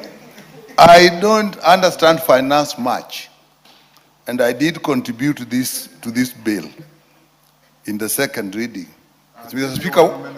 Mr. Speaker, what I know and what I understood, that this bill is going to make a great contribution in saving us from debt. And I think that is important. Mr. Speaker, I also know that many people are afraid that when you create funds because of corruption, it will be misused. But I end up by saying we cannot live in fear. We handle corruption and do what we think is right. They say in my place that if there's a chicken thief in the village doesn't stop keeping chicken. You just look for the thief, catch the thief, and keep the kitchen. I support. Yes, Kimani. So, Honorable Speaker, I know I've spoken to this matter, but I wanted to specifically thank you, Honorable Speaker, because of your leadership and what you ordered us yesterday to do for winnowing. We were able to have a very conductive meeting yesterday, running up to late in the evening. We're also able to talk to and to listen to each other on these particular matters. And Honorable Speaker, that's when even the members realized that even most of the amendments that they were proposing to make, we already carried those amendments in our committee report. So I think this also helped us reduce the exchanges that we see, for example, at the front, Honorable Speaker. And of course, to also thank my leader, the leader of Majority Party, for again joining us and all the great ideas that he brought to the harmonization of all this process, Honorable Speaker. But lastly, Honorable Speaker, as we talked about political companionship and people trying to overnight becoming clever, Honorable Speaker, I enjoyed contributions on this bill from many members who had read clauses on this bill, Honorable Speaker. But yesterday evening, we were treated to economic hubris, of some people who just come and just throw economic terms here and there, without any reference to anywhere in the bill, Honorable Speaker. And I think Kenyans should now watch very closely how members contribute to this particular piece of legislation, not just talking big words, what in economics we call economic arrogance or economic hubris, or need to say nothing for the entire conversation, Honorable Speaker, just to appear to the gallery that you are a smart economics. But now, far from it, from the content, Honorable Speaker, you raise a zero content. I thank you, Honorable Speaker, and I thank all the members that supported these particular amendments and for the great meeting we had yesterday, and again for your able leadership and that of the leader majority. I thank you. Kunji. Thank you, Honorable Speaker. And Honorable Speaker, I am very proud that this bill has gotten where it has gotten today. Honorable Speaker, I was one of the most keen person on this bill. Simply, Honorable Speaker, Honorable Speaker, is because it is touching on very serious matters that I feel I'm passionate about, which is basically, Honorable Speaker, wealth of this nation and how to ensure the wealth we have serves the current and the future, Honorable Speaker. Honorable Speaker, this is one of the bills that makes this House look as it is considering the welfare of our people. As Honorable Speaker, our motto says, for the welfare of the society and the just government of the people. Honorable Speaker, we have not reinvented the wheel. It's actually something that has happened in many places. Honorable Speaker, you read across, you'll see the scandals that have come out of the Sovereign Wealth Fund, from Malaysia to Kuwait to Egypt. And Honorable Speaker, we just want to keep a keen eye. But as also a house, encourage the country by quoting success stories. Talk about Norway, I fully agree, Denmark, Speaker. Sweden, Finland. Yes. Those are shining examples in the skies of the world of what sovereign wealth funds can do. And Honorable Speaker, as you have clearly said, of course, those are very few examples, and many countries have the Sovereign Wealth Fund. But Honorable Speaker, why we were very keen on it is to ensure that this House continues having a keen eye on the usage of the fund and the utilization of the wealth of this nation. That touches on even minerals that, Honorable Speaker, previously we couldn't know how they are being used.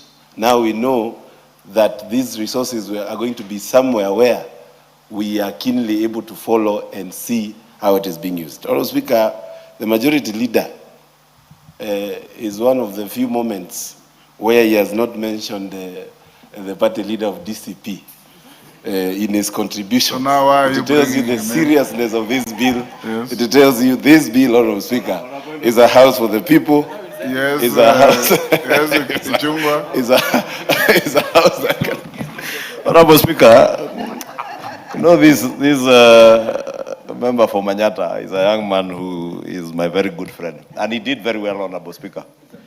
But just to inform him that I mention people based on need.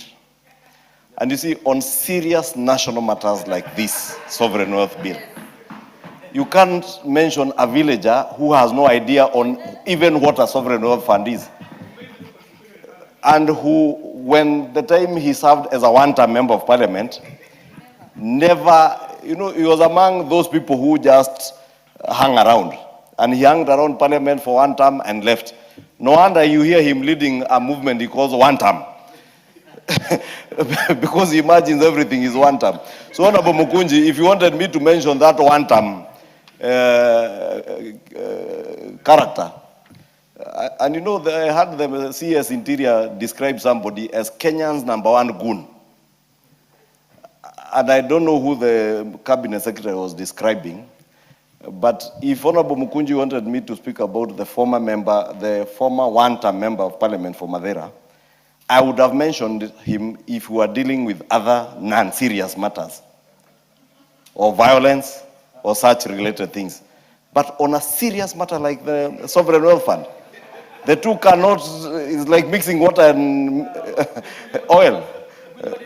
Yes, Mukunji, wind up. I gave you 1 minute. Honorable Speaker, now the majority leader has gone back to his factory setting of mentioning my party leader, the one who DCP. started it. Finish up. But Honorable Speaker, I just want to say that while we pass this bill, I want to actually call upon this House. In the remaining time, we ensure that now we focus on issues that are touching on the welfare of our people, whom we represent, and we are only the people that can speak on behalf of the people of the nation of Kenya. Mr. Speaker, yesterday we had a very interesting engagement. And maybe, Mr. Speaker, while we move forward, the divisions in this House can be reduced to a minimum. Are you timing? I gave Mukunji 1 minute. Yes, for Mr. Speaker. 4 minutes. I want to wind up. The divisions in this House, Mr. Speaker, can be reduced to a minimum if we use the winnowing trajectory, especially on matters such as big finance bill, and bills are quite controversial because we got ourselves agreeing on matters and agreeing to change when need be. Mr. Speaker, I commend the leader, the chair of finance and everybody that was able. Rindikeri, 1 minute, and strictly 1 minute. Yeah, thank you, Mr. Speaker. We were all here on this bill, but I want to say also, just like everybody has said, this parliament is in the path of making history. SHA, infrastructure fund, housing, sports, Talanta studio. The nation has experienced a good leadership of His Excellency the President, who has taken an unpopular path, but creating things for the future. I thank this House for being a keen eye, because this money will be utilized for the future. It is also targeting the marginalized, the abandoned, and discriminated. So I think, Mr. Speaker, we want to really to thank you, being the supreme body, leader of this House, and the majority leader, of course, who has made sure that the people who have been doing politicking have been stopped for the first time, also as part of the history.